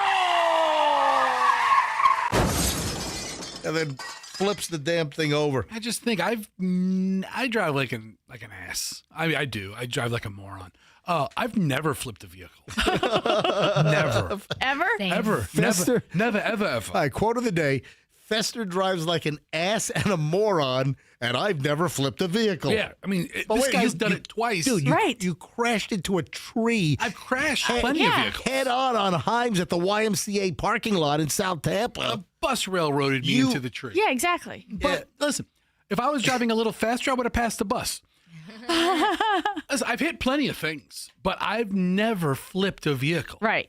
I mean, and I know it happens. It happens every day. I see the accidents all the time, but you really have to try to flip a vehicle 2 times in I know. 4 years, 5 years. I'm just, that's amazing. I think that's remarkable. Yeah. All right, so here's what we know. He had 2 hydrocodone pills in his pocket. They were found. Does he have a prescription? Right. Within the bottle? The 2 pills were marked M367. And you know about the Pill Finder website, right? Yeah. Michelle, you know about this. Fester, did you know about that? There are numerous websites where if you find a pill and you don't know what it is, all pills have identifiers on them. They got numbers or letters. And you can go to pill identifier. Just do a Google search for pill identifier. No, just go ahead and you type in pill and then the number. The AI comes up instantly. Yeah, that'll come up also. But also, if you want to see the pill, there are websites where you enter the number on the pill, and sometimes it'll ask you, the shape of the pill, and it'll show you a picture. So Fester now has a picture of the M367 that he had in the pocket, apparently for Tiger's chronic pain with all of his surgeries and all of his medical issues. And when the police asked him if he took any prescription medication, Woods told the arresting officers, "I take a few," and said that he had taken some earlier that morning. Yeah, it sounds like he's hooked on these pills too. These pain pills. I don't know if it's a story, but I've heard and I've always thought that Tiger Woods has had serious back pain issues. Mm-hmm. I don't know Tiger Woods. I don't hang out with him because he's had multiple surgeries. Yeah, but it's been the lingering effects have been severe back pain. Right. And if you have back pain and you're all pilled up and you got to take these opioids for your pain, whether you're addicted to them or whether they provide relief and you can manage it, the fact is you can't drive if you're on an opioid, and it's going to potentially affect your driving, or maybe you can pull off your activity. However, if you are in an accident, that could lead to the investigation that gets you popped for DUI. And in this case, it wasn't alcohol. He blew did he blow, or there was no smell of alcohol? I think I've got the details here. He refused a blood test. I saw that. Investigators had already said the golf great was allegedly under the influence of some kind of medication or drug when he clipped the truck and overturned the SUV. He was just a couple of minutes from his home. Martin County Sheriff over on the other side of the state, John Budinsky, it's Budinsky, whatever it is, revealed that no drugs or medication were found in the wreckage itself, but 2 hydrocodones were in his pocket. Yeah, they said that Woods' eyes were bloodshot and glassy. His pupils were extremely dilated in the immediate aftermath of the crash. He was also, according to the police report, sweating profusely, and his movements were lethargic and slow. He agreed to undergo a slew of field sobriety tests when an officer noticed him limping and wearing a compression sock over his right knee. Woods noted that his prior medical history included 7 back surgeries and over 20 operations. From the narrative from the police, while speaking to Woods, I observed him to be extremely alert and talkative. Woods had hiccups during most of the entire investigation. Wow. The officer noted, adding that the golf star had denied taking any illicit substances prior to the crash. A breath test ultimately came back with absolutely 0 signs of alcohol. So he blew on the breath test a 0.0. Yeah, because he knew he wouldn't show up drunk. But here's the deal. He blew because he knew there would be no alcohol. He refused to undergo the urinalysis. He didn't want to pee in the cup.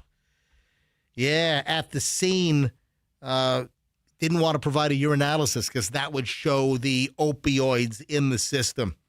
Yeah, so he was distracted. I guess he was trying to change the radio station for some reason. Now, what was he listening to? Yeah, our signal sometimes gets to the other side of the state. Yeah, you can listen to it clear across the state. Oh, yeah. A lot of fans. Radio Q105. Oh, no! Poor guy. Is he a big fan of the morning show? Does he like any other personalities? He loves our Tiger Talk. Does he? Did you see what 50 Cent said right after the crash? What did 50 Cent? What did 50 Cent say? He said a lion would never drive under the influence, but a tiger would. All right. Well, little what is 50 Cent about to go on a comedy circuit tour? 50 Cent. He's going to be doing stand-up. He takes shots at everybody. He does. I've respected the guy since he's come out, but he takes a shot at everybody. Yeah, so all that's from the arrest report, which just came out yesterday. That's why it's fresh. Why we're doing it again today. He's pleaded not guilty to DUI charges, and then he put out a statement. I don't think we're going to see him at the Masters. Wrapping up with Tiger, I don't think Tiger is going to be at the Masters on CBS. And they've got to be pissed about this at CBS. Oh, yeah. Yeah. They wanted Tiger to go. Oh, whether he plays well or like crap, won't matter. They just wanted the tune-in factor for people to see the Tiger Woods comeback.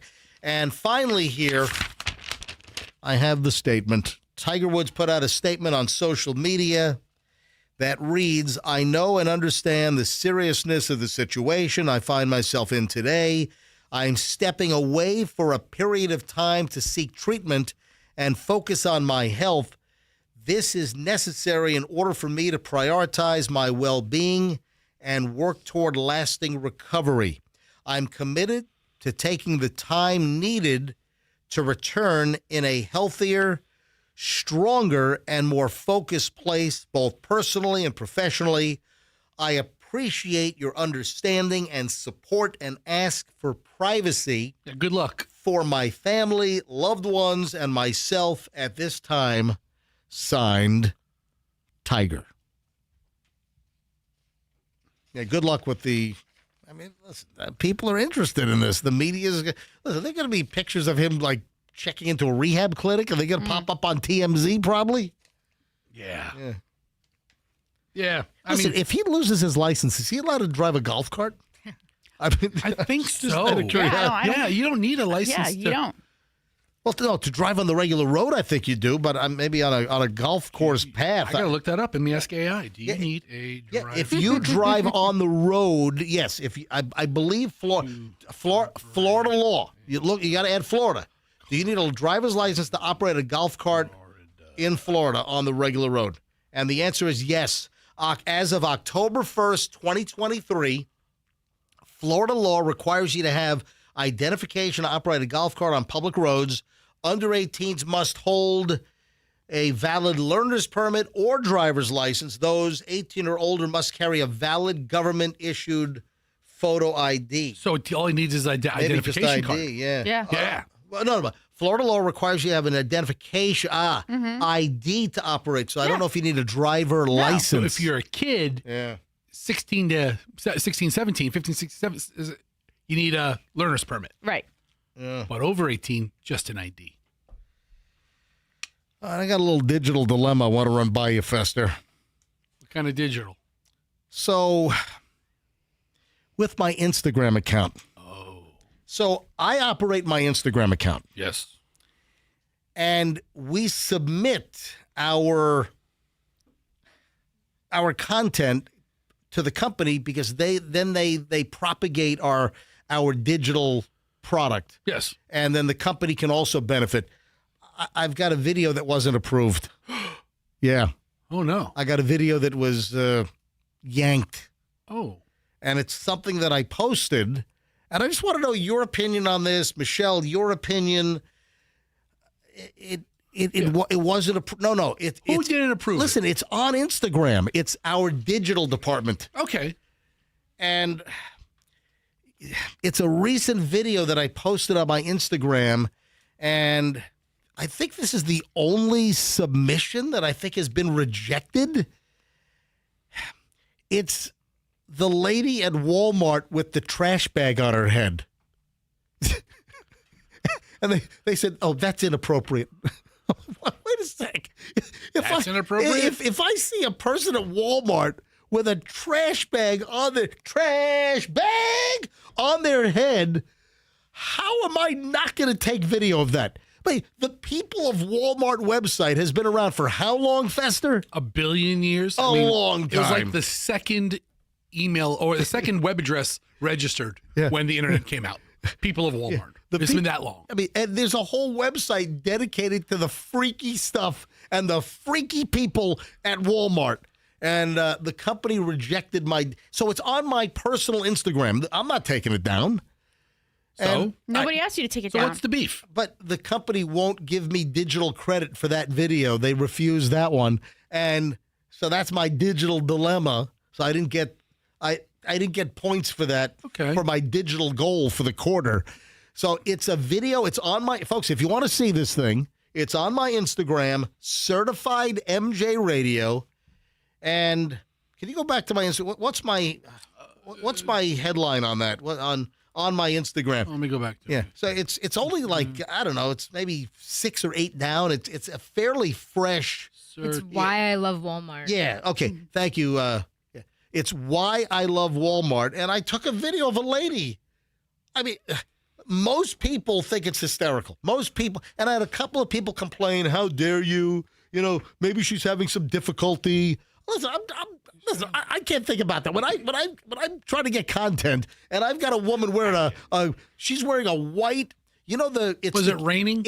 No. Did she just have her hair did? No, I have no idea. I have no idea. Listen, right now she's wearing the white kitchen-sized trash bag. That's the 13-gallon. Is that what it is? I have one of those. It's the 13-gallon? Yeah, I buy them from Sam's Club. I get the big roll of them. She's just got this trash bag on her head, and she's flopping it around. She's moving around. Anyway, the video is on my Instagram, Certified MJ Radio. That's Certified MJ Radio. So I control my own Certified MJ Radio Instagram, but the digital gurus at our company at Beasley Media, they found this video inappropriate, and they're not going to condone my behavior.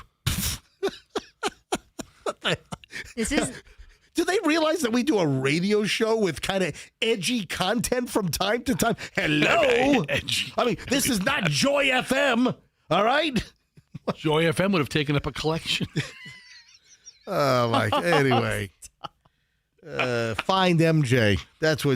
Find MJ right here on 104.7 FM.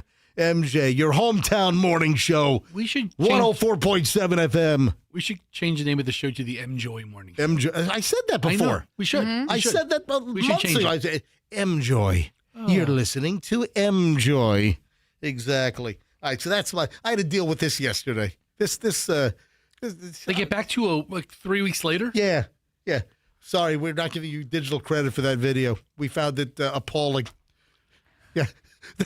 Our company finds me appalling. Mm-hmm. I've heard that people in our corporate office in the web department wear trash bags on their heads. So they're very sensitive to this. Is that what it is? It must be. You really struck a chord with them. Me and my friends went to the bar like 2 weekends ago with trash bags on our heads because it was raining. And now I'm wondering like how many people took photos of us with the trash bags on our head. I bet they did. Oh, look at you. Yeah. Oh my gosh, Yeah. Bailey. Oh, you could be a It was Walmart raining. shopper. Yeah. I Well, could be. Attention Walmart shoppers. Now in Soho. All right, Fester. Fester sends me a story. Yes. I got to know, did you think this was a real story or a fake story? At first, I thought it was plausible. And then there were too many details in the story to be real. And then I'm like, okay, what is this? And then I was like, I don't know. I just put it up to you and you decide. The website is Mousetrap News, and it's a very Disney-centric website. Andrew, turn your microphone on. Andrew, our producer in the producer's booth. Andrew, our producer here on the MJ Morning Show, is one of these adult Disney freakos.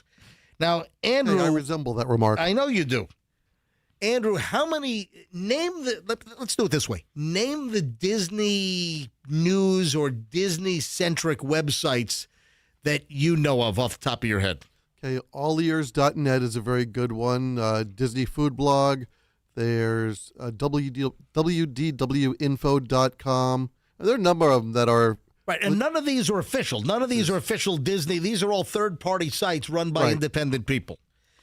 Well, what do you know about Mousetrap News? Now, typically, they have accurate, real Disney information or stories on... It is an entertainment website. All right, I'm looking at their website. It looks like every story's fake.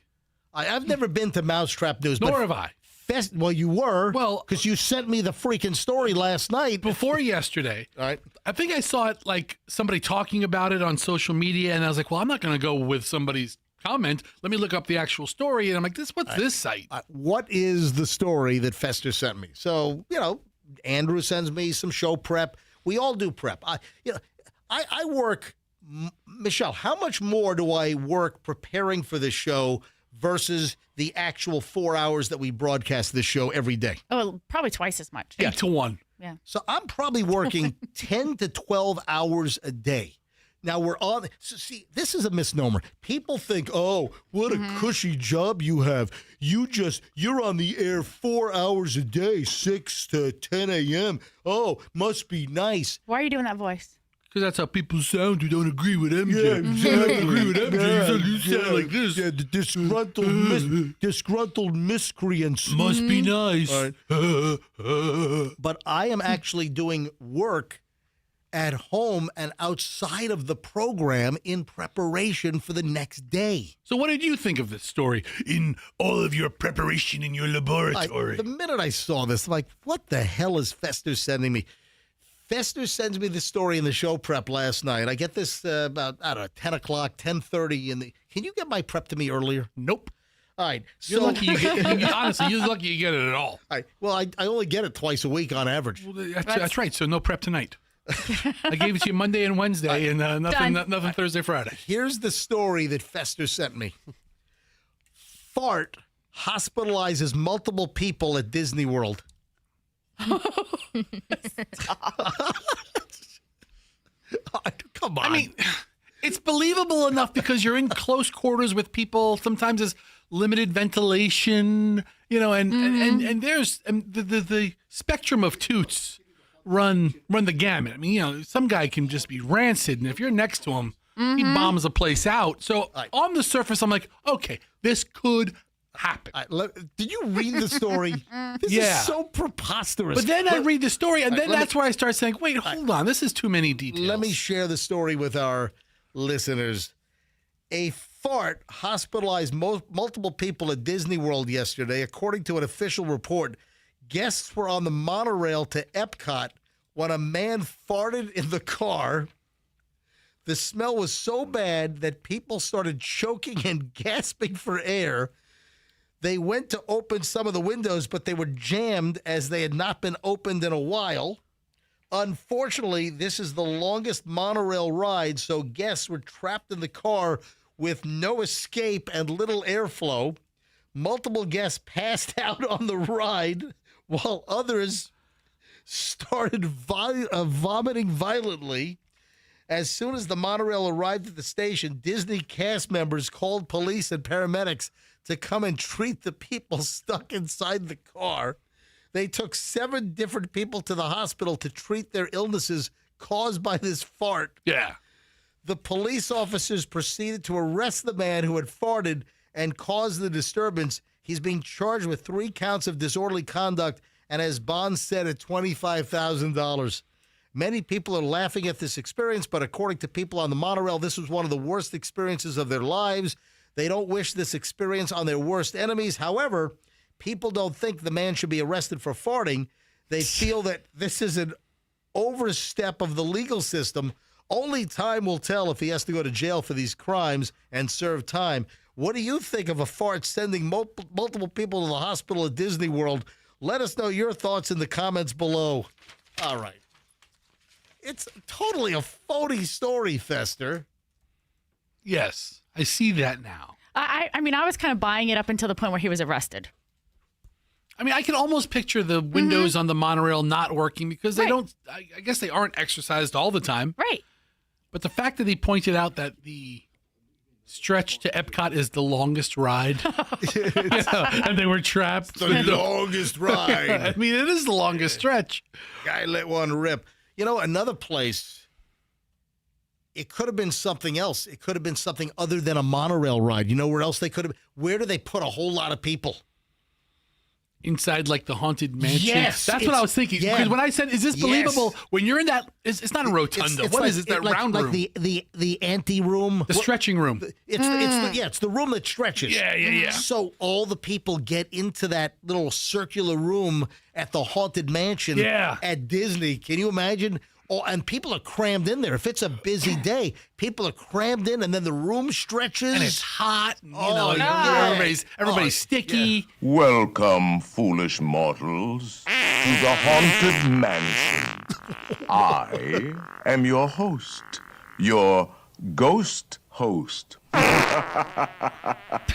Our tour begins here in this gallery. Yes. Here, where you see paintings of some of our guests as they appeared in their corruptible mortal state. Yes. Kindly step all the way in, please, and make room for everyone. Because there's no turning back now.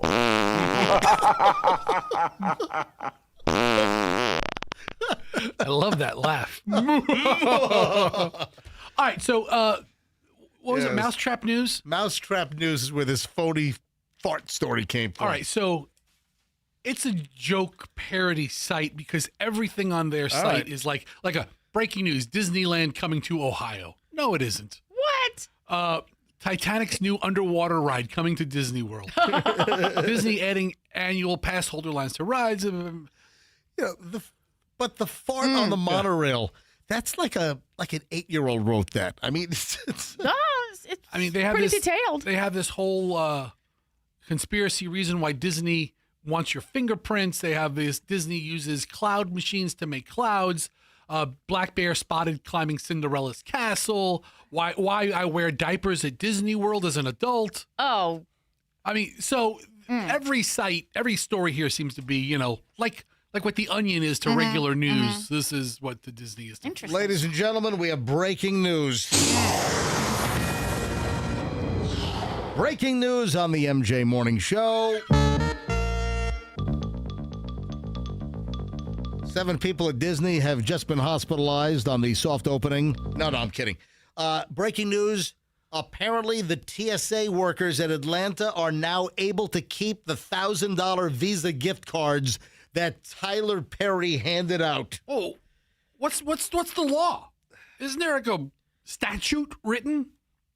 I mean, I want them to have it, but Tyler Perry representatives, according to 11 Alive, which is an Atlanta TV station, is that NBC Atlanta? 11 Alive. I remember when I was a kid, Channel 11 in New York was WPIX, and they used to have a jingle, 11 Alive.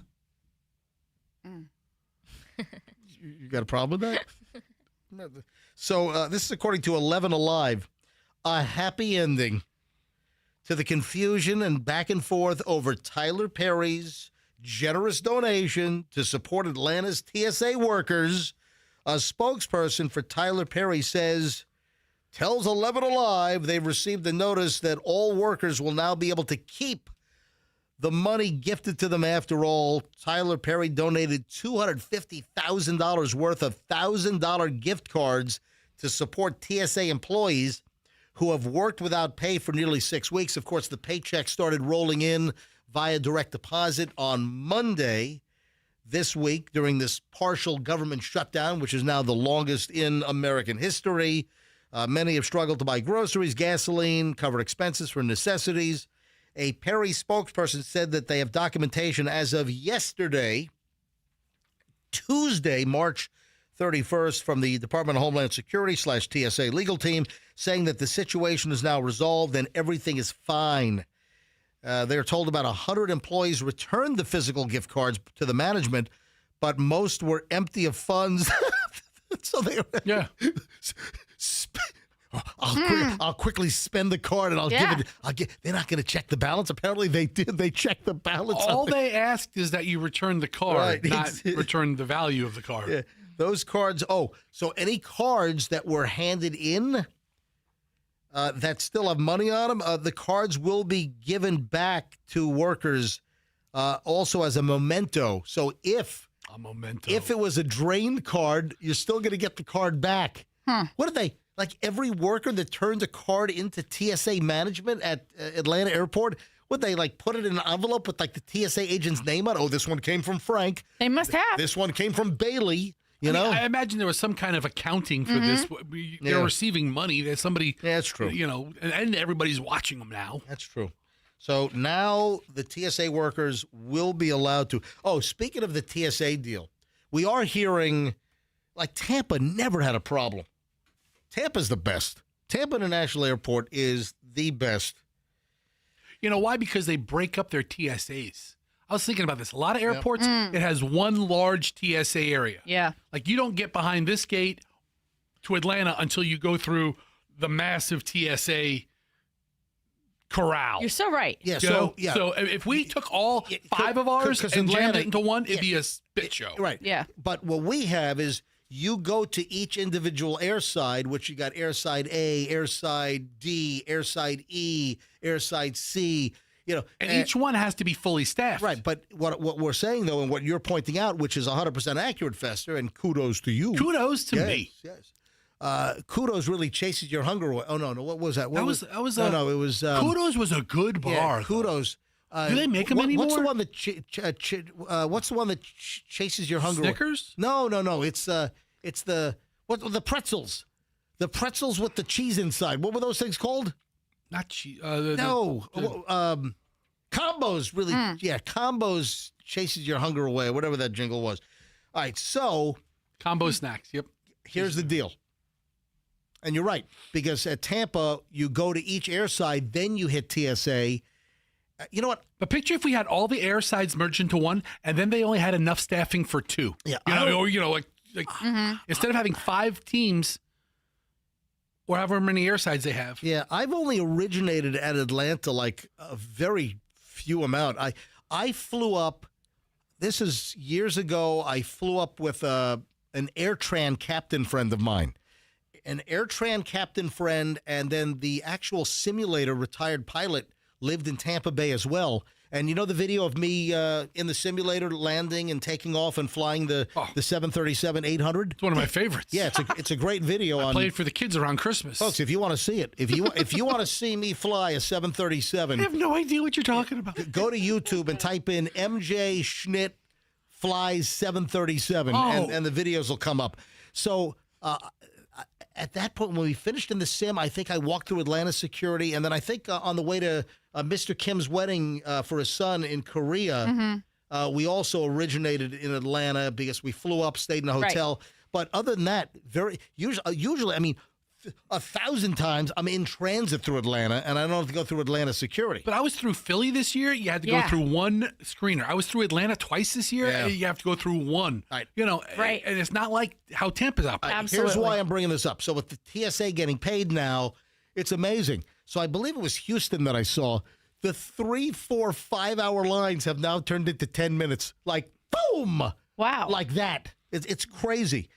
The reason why I'm bringing this up also is I just saw this. A guy in Houston, when the lines were crazy a couple of days ago at TSA, the 4-hour miserable waits, a guy was in line handing out vodka shots. Good for him. So you can't bring the liquid through. Drink it now. So he's got a vodka bottle. He's got little cups. He's pouring vodka shots for everyone waiting in the TSA line. That's awesome. And of course, Bailey, of course, our drunk college kid. I'm expecting that at the airport tomorrow now. Oh. Are you flying out tomorrow? Yeah. Where are you going? Home. Yeah, but going back to Philly. Yeah, but you're gonna breeze through in 3 minutes, 5 minutes. It's gonna be, no So big I don't deal. have to get to the Tampa one early? There's not gonna, no. Well, I mean, you should always get a little. I mean, I have Tampa figured out. I pretty much walk on. What are you flying? Yeah. What airline? American? Frontier. Frontier. Oh, Yeah, you went all out Get on there that ticket, didn't you? Get there a little early. Get there an hour early. Just you'll So kick it. this guy in Houston at George Bush Intercontinental Airport, he had a large frosted bottle of vodka and a stack of plastic cups. He began pouring shots for frustrated travelers who were stuck in the TSA line. There's no law against that. That sounds great. You can't bring it with them. Right. And, his plan, you can't bring the bottle through. No, that's right. It's more than 3.4 ounces. So guess what? We're going to drink it all before we get to the TSA checkpoint while we're in line. I thought that was actually pretty funny. All these long lines, there were no real stories of fights. Or, I mean, I imagine everybody was just frustrated to be there. Right. But beyond that, no crazy unruly viral videos from these lines. Right. More just on the plane. Yeah. Hey, Andrew, did you put the video up on our website of the woman getting hit? Is that posted? Okay. Andrew put a video up. You've got to see this. Folks, when you get a chance, don't do it if you're driving. Do not do this if you're driving. But when you're safely at a computer or on your phone, go to mjmorningshow.com. Do me a favor. All you guys do this right now. Michelle, do this right now. Fessa, you do this. Go to mjmorningshow.com and click on As Heard on the MJ Morning Show. Andrew, I saw this thing. This popped up in my Instagram video feed. Michelle also, I think you saw it as well. I might have showed this. So there's a video, and it appears to be tropical. Is it Florida? I'm looking at the license plate. I think, yeah, it is Florida. Okay, so this was posted by Only in Dade. So this must be somewhere in Miami-Dade County. And, yeah, you can see the Florida plates. There's a woman crossing the street, like a busy, like probably 6-lane road. She's walking across. Ooh. The lady's walking from the sidewalk across the crosswalk. But I don't know. I can't see. The driver had the green light. Yeah, so the driver had a green light. Yes. The driver, this lady just is walking against the red light. So she's not supposed to be walking. She walks and gets plowed into by a vehicle. Is that an Altima? It is an Altima. I think it's an Altima. She got hit by a Nissan Altima. The lady is hit by a Nissan, and the car barrels into her. The car has a green light, is pulling up. The woman is walking across. The car plows into her. The woman is knocked the hell down. The pedestrian who gets hit is on the phone. the entire time, is talking on the phone while she's walking. She gets hit. She doesn't drop the phone. She's still on the phone. Then the woman gets up and just keeps walking like nothing freaking happened. Like it never even happened. Wow. Yeah. Michelle, look at this thing. This is nuts. You got to see this video. I've never seen anything like it where somebody just gets hit Yeah. and it's like Rubber Band Man gets right back up and keeps walking. Exactly. It's like, like dogs. Like our dogs can run full blast into a wall and it's like nothing ever happened. That's always, I've like never seen a dog get stunned. Seriously. It's crazy. The video is nuts. It was picked up by somebody's dash cam. So, and then it was posted. And the video is on our website, mjmorningshow.com. Fessa, where are you going? I got to go right now. Why? Look at the size coffee I had. It's just running. We've been talking for 90 minutes. I got to go. He's got to run. It is break time. Fester's taking the break early. I mean, literally, Fester just walked out of the room. It is break time, though. All right, go look at the video. The woman is plowed into by a car as a pedestrian, and then she just gets up and keeps walking. Doesn't even look at the driver. It's like no acknowledgement that she just got mowed over and flung to the ground. Just pops right up and keeps on walking. That's crazy. On our website, mjmorningshow.com, and then scroll down to As Heard on the MJ Morning Show. When we get back, we have a backfire. A woman is looking for a guy captured on video, and it's like her dream guy. She declares him her soulmate. Wait till you hear what happens. Oh, this is interesting. We got a rib removal. Oh, I got a disgruntled employee. An employee gets fired from a Ford dealer. You're not going to believe what happens next. We got the big countdown for the Artemis 2 rocket later tonight. We'll get into that again. I got a whole list of interesting things. All right, we have a lot because we have a 9 o'clock hour to fill, and it's all good stuff. It's all killer, no filler, and it's next on the MJ Morning Show here on Q105, 104.7 FM. Hey, speaking of Ford, by the way, it did not happen. I repeat, it did not happen at Veterans Ford. No, it was a different Ford dealer, the story that's coming up. But I do have a Veterans Ford commercial. Folks, if you're looking for a fantastic deal on a Ford car, truck, or SUV, you want to hit up my good friends at Veterans Ford. Now, Veterans Ford is known for customer service. They're known for treating people with decency, respect, and you'll always get a good deal at Veterans Ford. But if you want to make sure you get the best deal, you walk into Veterans Ford and you tell them you want the MJ deal. This is important. If you take one thing away from this commercial break, well, I got actually 3 things you need to take away. But first, you go to Veterans Ford and you tell them that MJ sent you and you want the MJ deal. If you ask for the MJ deal, no other Ford dealer in town will beat their price. Veterans Ford, line ball on the Veterans Expressway, and tell them that MJ sent you. It is a new month. It is April 1st. This is no April Fool's joke here, folks. Spring has arrived, and if your home still looks like winter, time to get your carpets cleaned. Zero Res Carpet and Air Duct Cleaning has a deal that's hard to beat. Folks, I am thrilled. They've extended the March deal into April. This is not an April Fool's joke. This is the best price that I ever see. Get 3 rooms of carpet cleaned for only $109. Mention me, MJ. They'll do a hallway free. So 3 rooms and a free hallway clean for just $109. Zero Res has the best process. They use the ZR water. They don't use the chemicals, the soaps, the shampoos that leave a residue. That attracts dirt faster. That's why you want Zero Res. ZeroResTampaBay.com. Hit the website. Call them up. You got to tell them MJ sent you. Get your carpets cleaned right. Get your air ducts cleaned right. ZeroResTampaBay.com. And tell them that MJ sent you. How about selling your home? I got a hot tip. I got a pro tip right here, right now. If you want to sell your home without the hassle, you call Mark Spain Real Estate. Get that guaranteed offer. Sell your home today. You'll save time, make the most money. MJ, obviously, for Mark Spain Real Estate, telling everyone listening to call Mark Spain Real Estate. Sell your home, hassle-free, strong all-cash offer. Mark Spain Real Estate's been helping people like you sell their homes for over 30 years.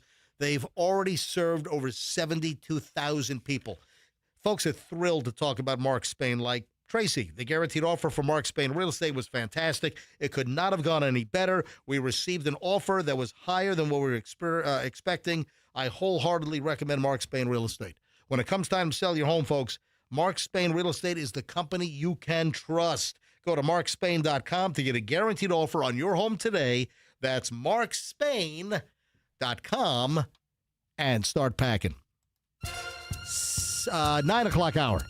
I was about to say 7 again. Oh, man, that freaked people out the other day. 9 o'clock hour, MJ Morning Show next. In Hillsborough, an accident on...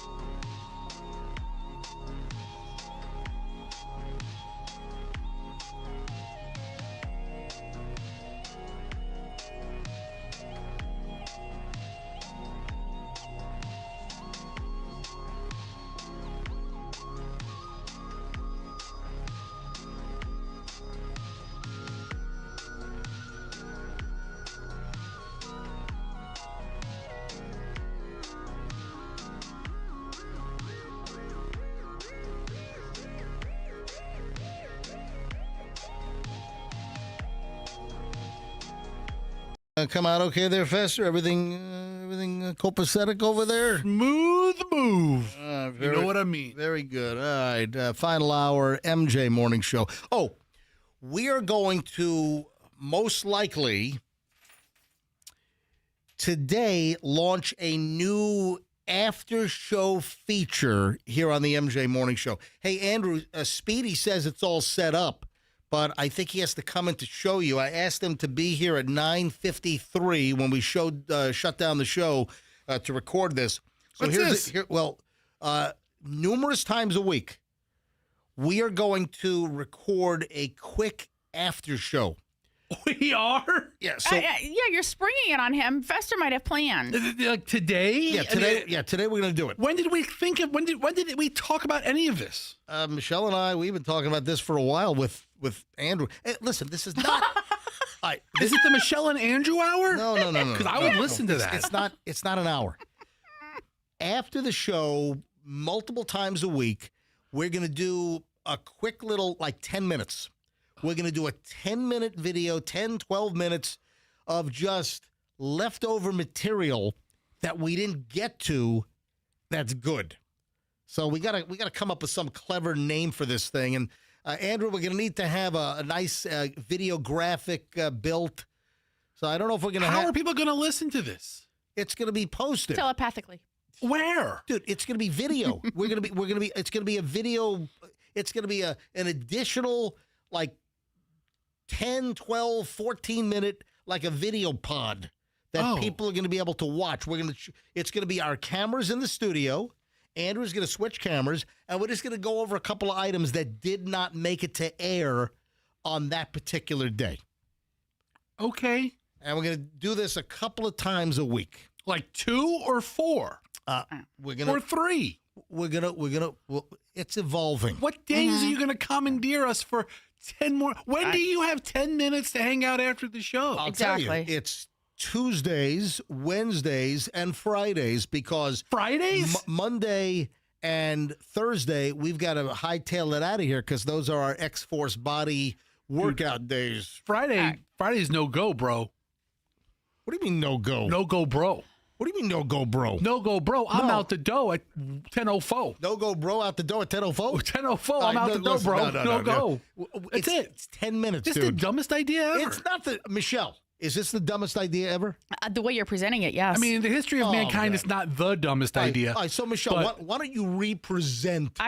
This wasn't the proper form to present anything. Oh, This really? wasn't the idea at all. I don't know what you're saying. I'm going to get lectured on the way home Is this today. something we're monetizing to some capacity? Yes. Yes. I mean, what? Yes. In some capacity. Who's getting the monetary benefit on this one? Let me tell you right now. Hopefully you. Let's find out. The company has threatened us. The company says that we got to monetize better or we're out. Listen, Deuces. It's not good enough that we're giving them all the ammunition to sell the #1 morning show in the market. No, we're all digital, man. So we got to. We create a digital product. I know. We're on. There's a 4-hour video of my face on YouTube for the last 200 days. We comply or we're out. Do you want to work? Do you want to do this job? Yes or no? Whose idea was this? I'm kidding around. They've not threatened. They haven't threatened to fire us. Is this your idea? Michelle, come on, join me in this, would you please? This is a good way for us to meet our digital goals. Those goals. They're kind of tough to meet if everything is only worth half a point and you have to have 500 points. But you know what you get more points for? If you sit down and do something for 10 or 12 minutes. Yes. So I said, you know what? Just sit down after the show and do 10 or 12 minutes, and then you're going to get 5 points much more quickly than. Why don't we drop the daily life feed and just chop that up into 40, 10 minutes? That's already done. That's already accounted for. We already do that. So we have to do above and beyond. Dude, you're going to benefit so you can make your digital goals. So why don't you shut your clam hole? I was trying to figure out the plan. Why don't you commit to, listen, if I walk in and say, hey, MJ, guess what? I got 30 minutes more work for you every week. What are you going to do without any idea of what the plan is or who talked about it or any of the plan? I've been included in none of this. Exactly. Well, I'm including you now. You're included. I'm out on Fridays. No, you're not. I can't do Fridays. I'm telling you now. We have to do Fridays. No, we don't. Let's do Tuesday. Let's do Tuesday, Thursday, Tuesday, Wednesday. Midweek delight. No, that's a terrible name. Midweek. No, I'm not going to brainstorm names right now. Well, why not? You're just diarrheaing the idea out now in the first place. We're going to shoot the first one today, I believe. We are? Yes. Well, I didn't know this. See? Oh, now everyone's attacking me. What am I, an easy Well, target? We're not No, no, attacking. no. We're just having a conversation You know here. what it is? We're defending an ambush. This isn't an ambush. Yes, it's a conversation. yes, it is. It's not a conversation. Guess what? You know what? Let's just call it the Ambush Morning Show. Does this make it to our podcast? Does what make to the podcast? This little Oh, vignette. this is not a podcast, This by the little way. feature No, vignette. it's an extra chunk of bonus material That's for, only seen on YouTube for our listeners. Are we? Yes. Are we making them Patreon members? Can listeners? If a listener pays us $20 a month, we'll do 8 extra segments for them. What? We really not thought about this. This is free. What kind of? It's just getting digitally monetized, so you can make your digital bonus there, clown face. All right, I'm moving on. Please. We should really monetize this a little bit. We've got a mystery man backfire deal. Listen to this. A video has gone viral. Unintentionally exposed a cheating husband to millions of folks, including his wife, after one woman's night out. Here's what happened. This happened on the TikTok. The person claimed her friend found a soulmate in an Alabama bar. I think they were doing some Alabama slammer. Yeah. Yeah. So this person on TikTok says, oh, my friend met this guy in the bar. Oh, it's her soulmate. Turns out he was already taken. And he's been proven a liar. Michaela West is this TikToker and apparently upset a marriage with kids. Earlier this week, posted footage of her friend and some woman's husband getting really, really close at a bar in Alabama after a local rodeo. The video now has well in excess of like 14 million views after the wife jumped into the comments saying, that guy is mine. Can you imagine you find out this way? Holy frigamoly. So Michaela West was only trying to track down a man she thought would be a good match for her friend. SOS, my friend found her soulmate last night in Huntsville, Alabama, after the lineman rodeo, and we know nothing about him except his name is Mike, and his friends kept calling him Mike. His friends kept calling him Mike, and his name is Mike? Mike, yeah. She wrote all over the footage. According to a local television station, WAFF, oh, it's the big WAF, Channel 48, the rodeo was for power line workers in the area. The contest simulated real power restoration challenges, and these workers completed to solve as fast as they could. Anyway, so the woman who is married to the dude who the friend's friend thought was the soulmate, the wife jumps in on the comments on the video posted on TikTok. Oh, no. Hi, I'm Michael's wife. He's busy explaining this to his 2 children right now. I'm sorry. He's busy explaining this to our 2 children right now. Wow, that's unfortunate. That's uncomfortable. Yeah, that's not great. And there's a video of Mike with the friend, and they're close together, and he's got a big smile on his face. I'm guessing not much of a smile now. No, poor Mike. Ooh, Mike's in trouble. He's in a jam, all right. Oh, he's all jammed up good. $50 not getting him out of his jam. No. So you got to be careful. Cameras everywhere. Something as innocuous as a social media post and busted. What is what's his name? What does Young MC always say? Busted. Yeah, Young MC says Busted. Yeah. Michelle, any thoughts on this? I'm kind of appalled that somebody thought they could get away with that at this day and age. I mean, I feel like people are taking pictures everywhere and there's video everywhere, and you just never know how somebody's going to make that connection. And I would have gotten away with it if it wasn't for you meddling TikTok. Right. Or the girl who wants to track down the guy for her friend. Oh, yeah. Ooh, that's a rough one. Yeah. That's terrible. I got to call Lorenzo. I just ask, listen, if an employee doesn't work out and you fire the employee, have you ever had any business? Any job. Yeah. But this happened at a Ford dealer, and this happened up in New York State. So it's not a Florida Ford dealer. It's not Veterans Ford, which is a big advertiser that I endorse here on the MJ Morning Show. Listen to this. Apparently it happened at Davidson Ford in central New York. Fired Davidson Ford employee charged with shooting up the dealership and slashing the tires on the lot. This is not good. You slash all the tires you want. Don't shoot anybody. This looks really rural. That's awful. Yeah, Clay, New York. I don't even know where the hell that is. Hey, can you bring that up on MapQuest over there, please? Yeah. Clay, bring up MapQuest on Netscape, would you please? It's Yeah, hang on. I got to download my Napster songs. All right, go to Google. It's north of Syracuse. Is that where it is? Yeah, Clay, New York. It's in the Syracuse metro. Yeah, it's in the Syracuse metropolitan area. All right. So listen to this. A former employee of Davidson Ford was charged with vandalizing the property.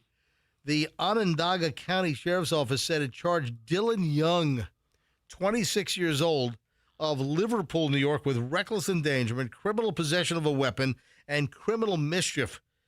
On March 21st, around 8 a.m., deputies responded to Davidson Ford on State Route 31 regarding an investigation into extensive criminal mischief.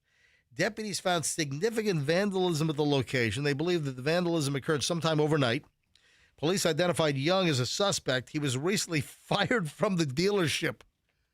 Why'd they pick him as a suspect? Did they capture on video, or on the way out did he say, "You'll be sorry for this, Mr. Davidson"? Officer, I think I have a lead for you. We had some guy leave the other day. He was really pissed. I'm going to shoot this place up. Murder him.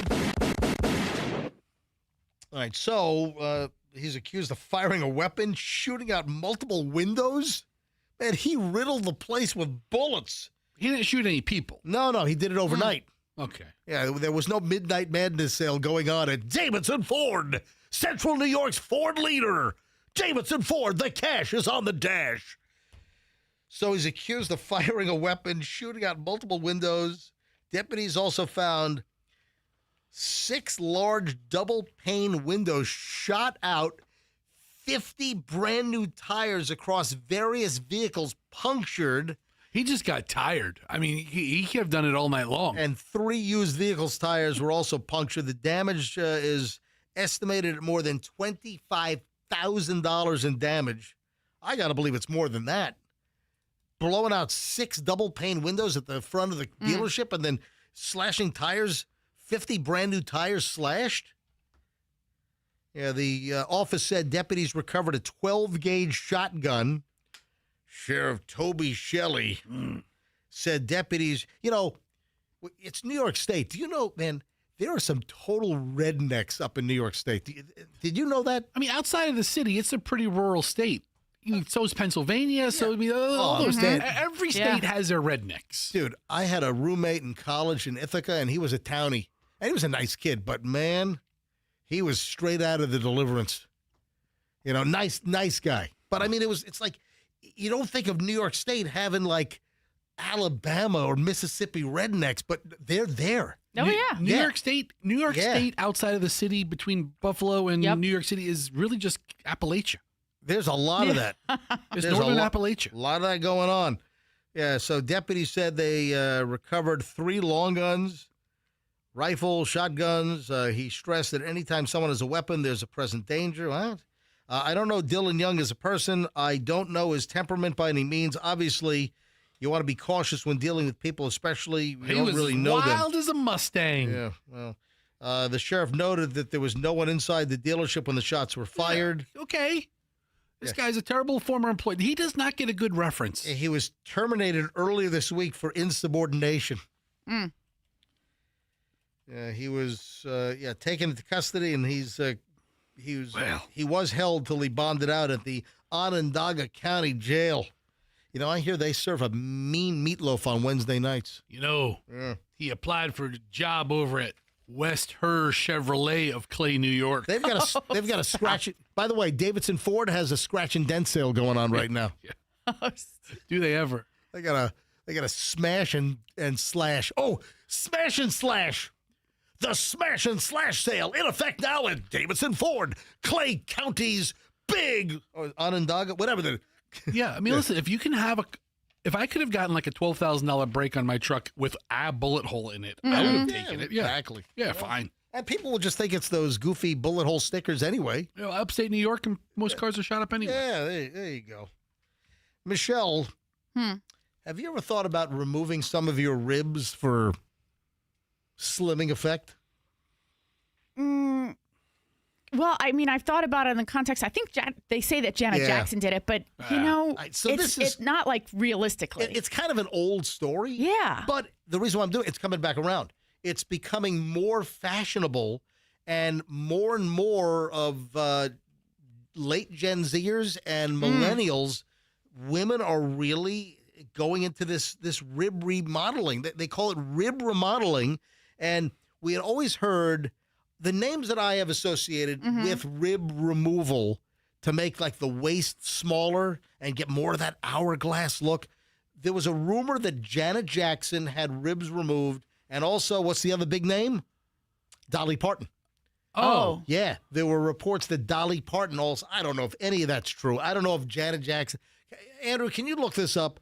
Did Janet Jackson or Dolly Parton have ribs removed? And go a little further. Have any celebrities been certified to have ribs removed, or is it confirmed? So I saw another story that, cosmetic procedure that is not new. All right, so Andrew says neither have had it done. Neither have admitted to it. Right. But those are the names that were circulating. Those were the rumor names. So they're calling this a new cosmetic procedure, but... You know, I don't think there's anything new about it. No. They're calling it rib remodeling and involves surgically altering the ribs in order to make the waist look smaller. Ugh. Cost is high. Recovery time is tough. Ugh.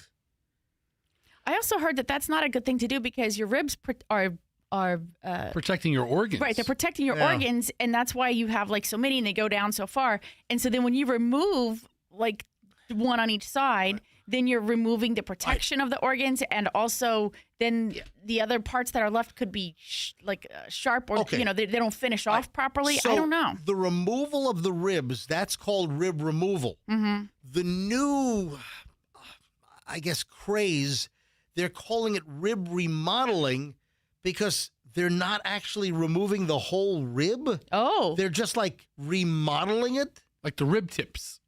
Yeah, it's like I'm calling in, Brian and Mika, and it's like the 100-day rib rehab remodel deal, you know? Yeah. What's going on here? I had rib tips once at Applebee's, and it was the riblet platter.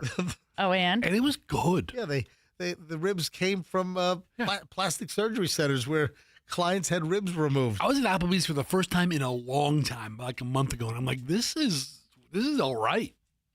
Give me the riblets.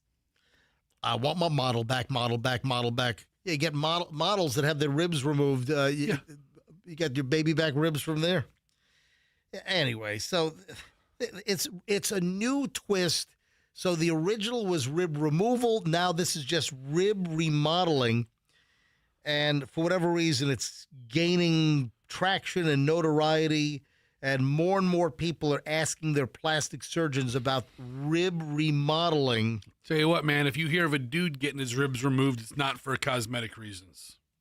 What's that for? I don't know. Can you say it on the air? I don't know what you're saying. I'm just saying. I don't know. Oh, how about you tell me during the break? Fine. You may not even want to know. I'm going to get halfway through my sentence when I tell you, but stop telling me. I don't want to know the rest. But I'm just telling you. How do you know this? I know things. Why would guys get their ribs removed? Festus says he can't say it on the air. Sure. He can't say it. Dude, don't say it on the... Down. Does it have something to do with that knob? The knob, yes. What? I don't understand what's. Yeah. They do everything themselves. Oh, do we stop it? Yeah.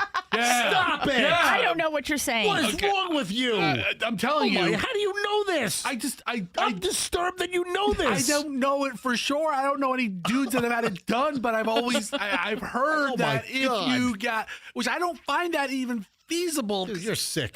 Not even, you have to have a really flexible spine too. Will you stop it? Just stop. Stop. Both of us, stop. Anyway, you stop first. What are you saying? All right, so I'm just saying, dudes who have ribs removed. I'm turning your mic off. All right, let me just finish this up before we go to break. So I turned your mic off.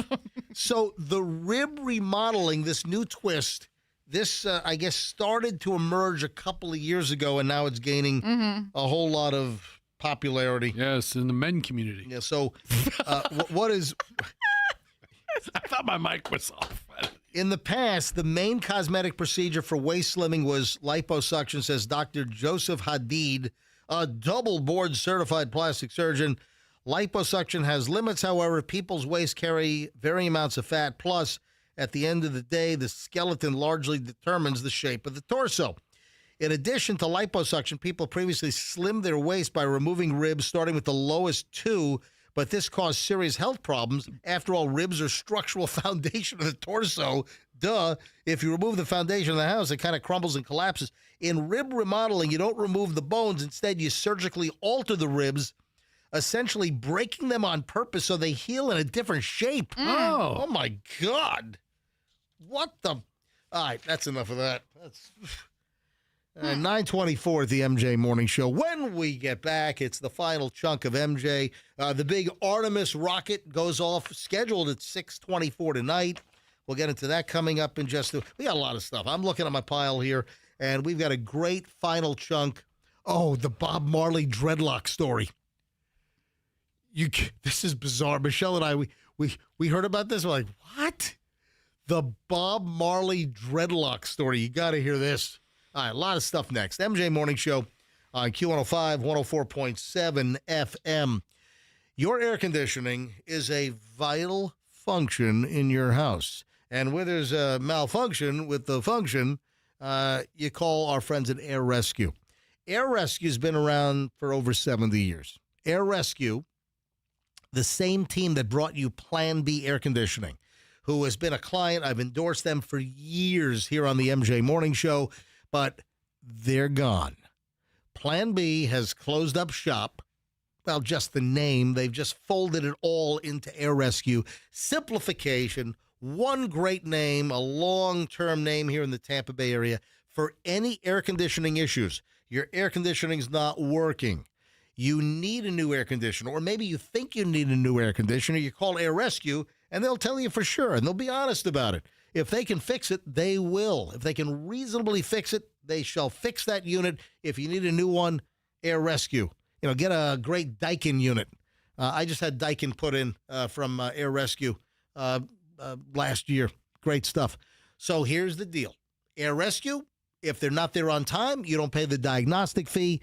Just call them 888-NEVER-WAIT. 888-NEVER-WAIT or airrescue.com.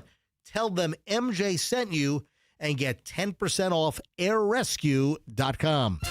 Traffic is on 925. The MJ Morning Show back in minutes. In Hillsborough.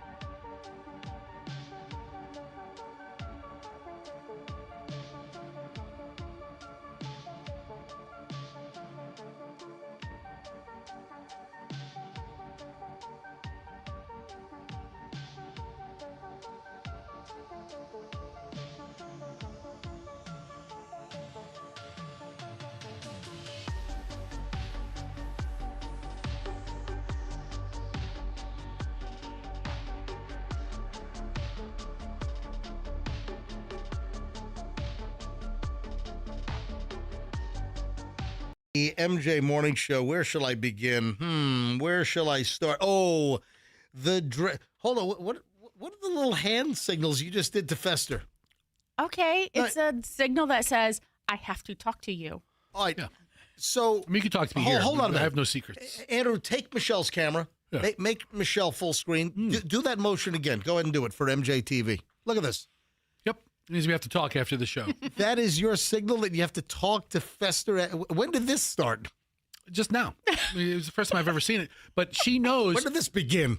You know how Superman has kryptonite? Yeah. Uh-huh. My kryptonite is reading lips. I can't read lips. Like, if you try to mouth something to me, I don't know what you're saying. All right, here we go. Here we go. I have no idea what you're saying. All right, Bailey, what am I saying? See, I mean, does this even work on radio? But whenever somebody tries to mouth something to me, can you tell what I? No. All right, Yeah. I'm not going to say it. Yeah, Andrew got it. Andrew read my lips. I have no idea. But people always like, they try to. I'm like, I can't. I tell them I can't read lips. I say it in full volume, so then everybody around them knows that you're trying to. Don't you love that? I was like, Bailey, I can't read lips, and I'm like, everybody's like, oh, what are you trying to discreetly pass across? Hey, MJ, did I hear next week is Bailey's birthday? Yes, it is. Yeah. Did you hear what a little birdie No, told you? I thought I heard. I heard her hear. talking. I don't know if you heard it. I heard her talking to Michelle. She's like, April's the best month ever. Okay, she doesn't talk like that. Pretty close. She's right here. I'm not that far off. But she's like, April's the best month ever. And Michelle's like, why? She goes, it's my birthday. And I'm like, oh, I kind of heard it, but I didn't. Are you going to be 22? 22. Wow, look at that. We should get you a new liver now, huh? Just line her up. Put me on the list. Are you going home this weekend for your birthday? Well, for Easter and. Oh, that's right. It's Easter this weekend. That's right. I forgot. I totally forgot. She's going home for Easter. She doesn't need a new liver. Okay. I don't know. She'll need one. The Bob Marley story. Happy birthday, kid. You got to hear this.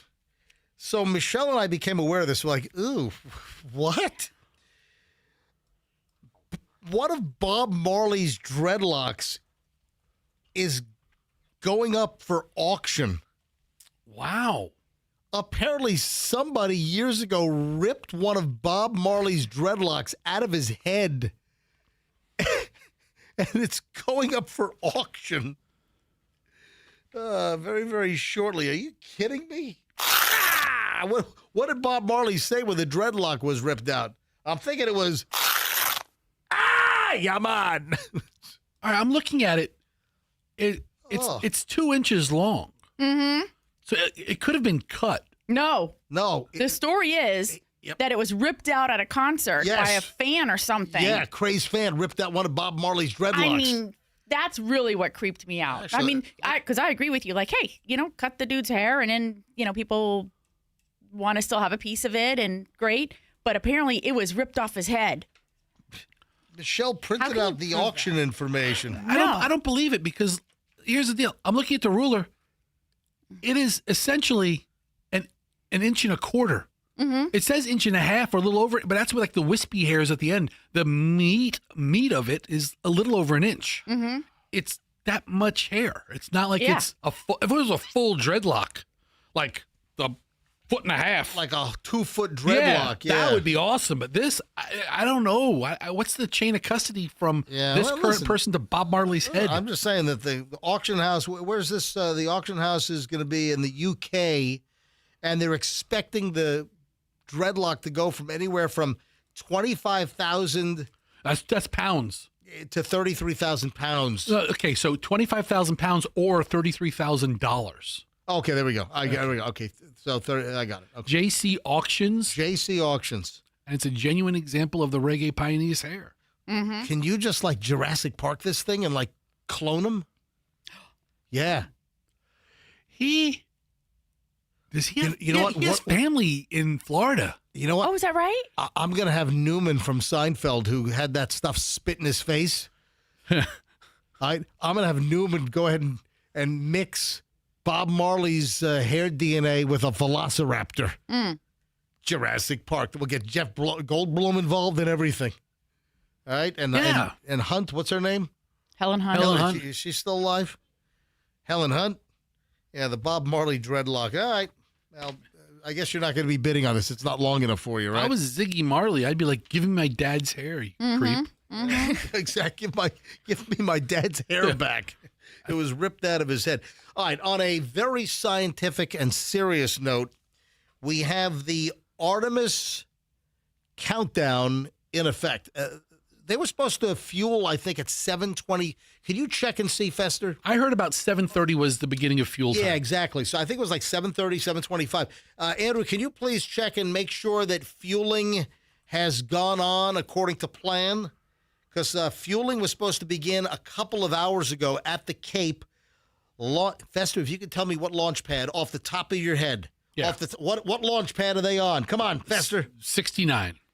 Oh, come on. I have no idea. How would I know what launch pad? No, it's launch pad 39B. Oh, okay. Launch pad, the famous launch pad 39 Bravo. You're so far off, Fester. You know what launches off pad 69? Yeah. All right, hang on. Andrew, can you please turn your microphone on? What's the status of the Artemis 2? Oh, hold on. You got just. We're talking. Hold on. Can you put headphones on so you can listen and hear? Okay, hold on. I can hear you. Andrew, what do we know? All right, go ahead. They began fueling at 7:44. Okay. All right, when is fueling supposed to be complete? Like sometime this hour, right? Actually, they've already switched over to a different. The next stage of that was the slow fill of liquid hydrogen. That was at 8:35. All right. All right, so far, so good. I mentioned this earlier this morning, and I find this fascinating. In order for this launch to happen, and this launch is going to rocket 4 astronauts into space, and there are a couple of things here that they're not landing on the moon yet. This is the precursor missions to put people back on the moon toward the end of this decade. Now, this is like the John Glenn as opposed to the Louis Armstrong. So here's the deal. I find this fascinating. In order for the... I know. I was waiting for MJ to catch it, but he blew right by it. I was like, this is like the John... Because John Glenn just went into space. Yeah, you mean Neil Armstrong. But Neil Armstrong. Right. I said Louis waiting for you to catch it, but he blew right by it. I said trees of green. All right. One small step for man. Here's the deal. In order for the launch to occur from the Cape at 6:24 p.m. tonight, there are 500 items on a checklist that have to be green lit in order for the launch to happen. It's not like 10 things. 500 things have to get a green light in order for the launch director to say, go. Start the countdown and fire this sucker off. Set for 6:24 p.m. today. Now, what do we know? It's going to be a 9-day, 500,000-mile trip. 9 days. That's a long trip. That is. It's a small vessel. I wasn't impressed with. I mean, I wasn't sure how big it was. I saw like the diagram. So I'm thinking, oh, this is a huge rocket. All of that falls off. They're saying the interior of the capsule, the whole rocket thing, that drops. And the capsule, it's going to be like slingshotted around the moon. That's, they say, the size of like 2 minivans. So the inside is like, it's cramped. Imagine like 2 Dodge Caravans, the interior space. That's what these 4 astronauts are going to be dealing with. Now, they're going to be flung around the far side of the moon. It'll take 4 days to get to the far side of the moon. They will also, in this fling, this slingshot around. They are going to travel farther into space than any humans have ever gone on this particular mission. They're going to go deeper and farther into space than any human has ever done. I mean, with the exception of the moon landings, we've never been farther than the moon. And all those space shuttle trips were fairly low level. Yeah, this goes farther than the moon when they go around the moon. And again, dark side of the moon, far side of the moon? We ought to play some Pink Floyd, man. Yep.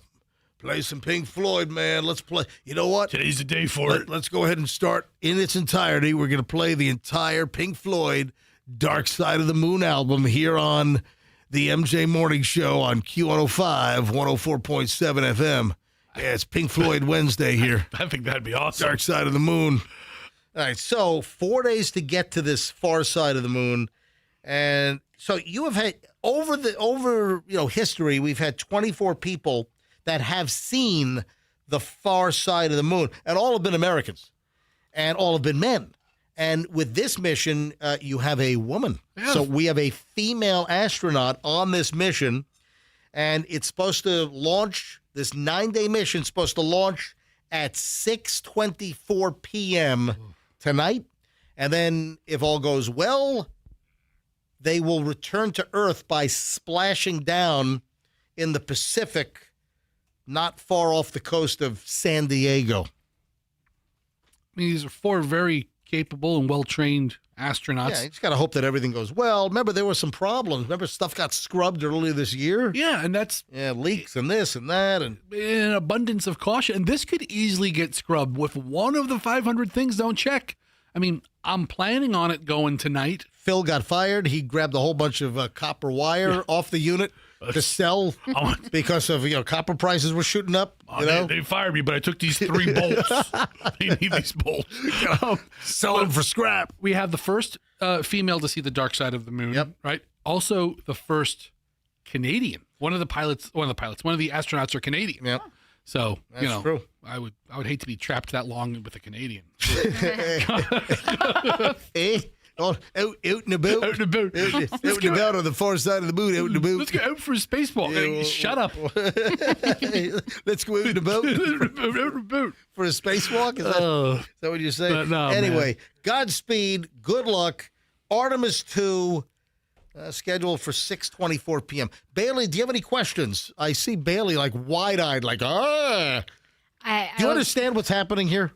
They're going to go see the other side of the moon. I had to look up the layout of space. Yeah. So, I was like looking. Yeah. At what we can possibly see. The layout of the trip or the layout of space? Layout. Bailey, do you ever think about space and the universe and the vastness? Don't start. Like, no. No, and what's really I out was there? in Rocket Club. You were in Rocket Club? Yes. Then this is right up your alley, kid. Right. All they did, they ate Rocket Pops. That's it. That's all they did. And astronaut ice cream. Remember that dehydrated ice cream? It's garbage. It's crap. Remember Jerry Seinfeld's, remember the astronaut pen? Jerry, take the pen. Jerry, take the pen. Damn, the pen is yours. Jerry, take the pen, Jerry. Anyway, good luck. This is a nutty story, a local item. Saw this on 8's website. A man who had an arrest warrant in Volusia County for stealing an engagement ring and wedding bands from his girlfriend in Orange City to give to his girlfriend in Orlando has been found years later in Pinellas. What? I need a freaking flow chart on this. Somebody get the whiteboard. Roll in the whiteboard. This is a lot. Yeah. All right, so he stole jewelry from one woman to give to another woman. A man who had an arrest warrant issued in Volusia County for stealing an engagement ring and wedding bands from his girlfriend there to give to a different girlfriend in Orlando has been found. Where? Joseph Davis, 53, is now in custody on warrants for grand theft and stalking after a tip led deputies to his location, Volusia Sheriff's Office. Davis was living with another woman who did not know his true identity. Oh, that's a solid relationship. Yeah. Davis was using the alias Mark Brown. Yeah, Davis, who went by Joe Brown with one girlfriend and Marcus Brown with another, was wanted on felony charges out of Volusia County from 2021. What a freaking story. In early 2021, an Orange City, Florida woman came forward and told detectives that she found out her boyfriend was engaged to somebody else. Yeah. When she looked up the woman's Facebook page, she noticed a photo of her wearing a wedding band and engagement ring that was identical to her own from a prior marriage. After seeing the photo, the woman checked her jewelry box, discovered her rings were missing, as well as several other pieces of jewelry, including a diamond ring that belonged to her grandmother. Total retail value, $6,270.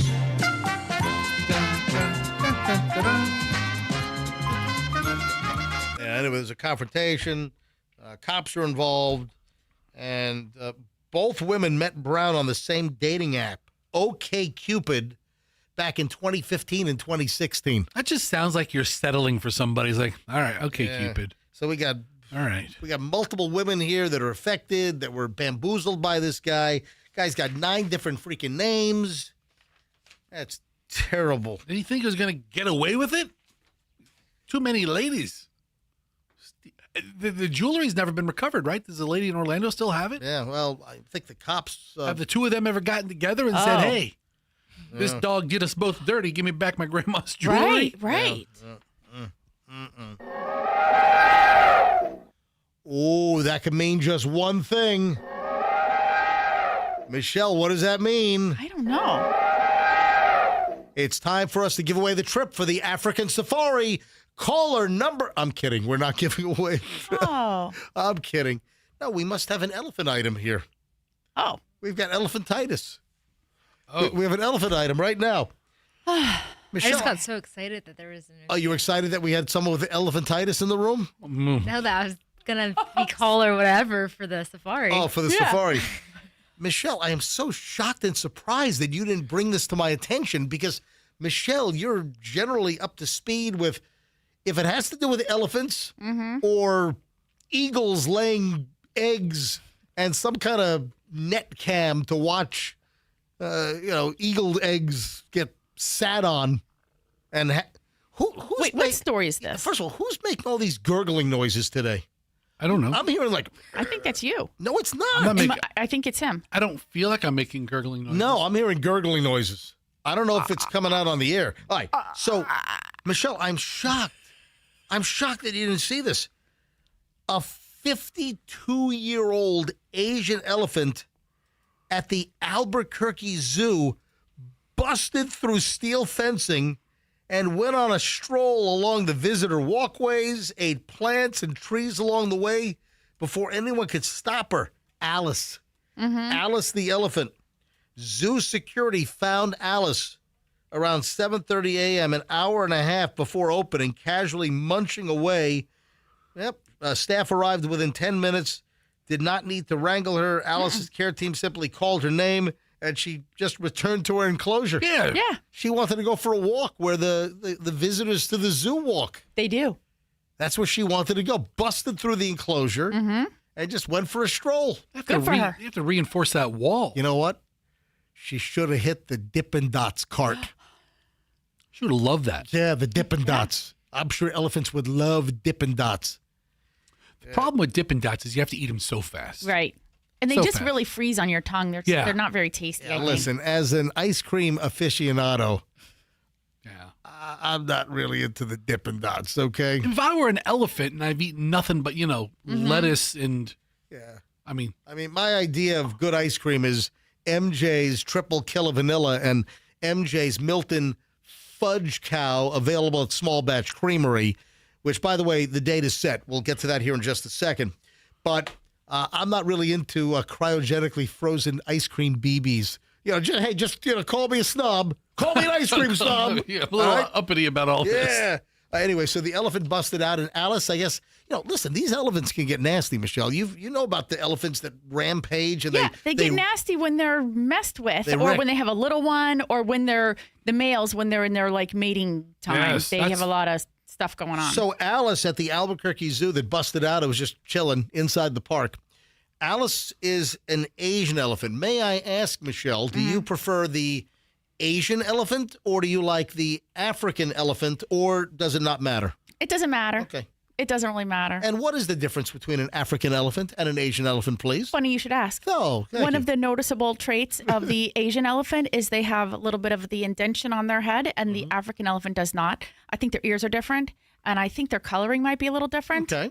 All right. So Do far, they, that's. Well, thank you very much. Do they cohabitate? I don't know if they would, or I haven't seen them cohabitating. Can an Asian elephant get it on with an African You elephant? know, I haven't explored that with the lovely ladies on That's like- Instagram that I watch. That's like Blasian. Stop it. No, seriously, it is. It would be. All right.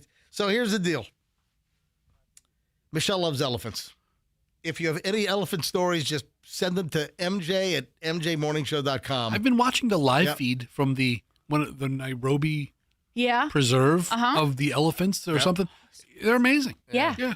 Yeah, listen. When we went to Africa, that was, I would have to say, it's the greatest trip of all time. That was Hands down. we got to go back. I mean, the African people that we met, mingling with the Maasai was just wonderful. I was trading with the Maasai. It was just a wonderful trip. And then all the elephants we had encounters with, especially Amboseli National Park in southeastern Kenya, south in Nairobi. That was just remarkable. What else do we have before we get out of here? What time is it? 9. Oh, we got to hurry. Oh, yeah. Do I have time for this? No, I don't have time. I can say this stuff I can say. Also, I think we're going to try to record right now one of our quick after shows for a new digital feature we're about to launch. So we'll see how this thing goes. The ice cream. It is set in stone. It is a done deal. We are launching officially the MJ Morning Show Milton Fudge Cow. The grand opening ribbon cutting will be Wednesday, April 8th from 5:30 to 7:30 p.m. at the Small Batch Creamery. So it is set in stone. It is a done deal. Of course, the flavor's been available for a couple of weeks now, but the official ribbon cutting, where the whole team will all be at Small Batch Creamery. Make plans now, 5:30 to 7:30 p.m. next Wednesday, a week from today, Wednesday, April 8th. And with that, we got to go. Folks, have a great one. See you back here tomorrow. MJ Morning Show Q105. And let's be careful out there, my peeps.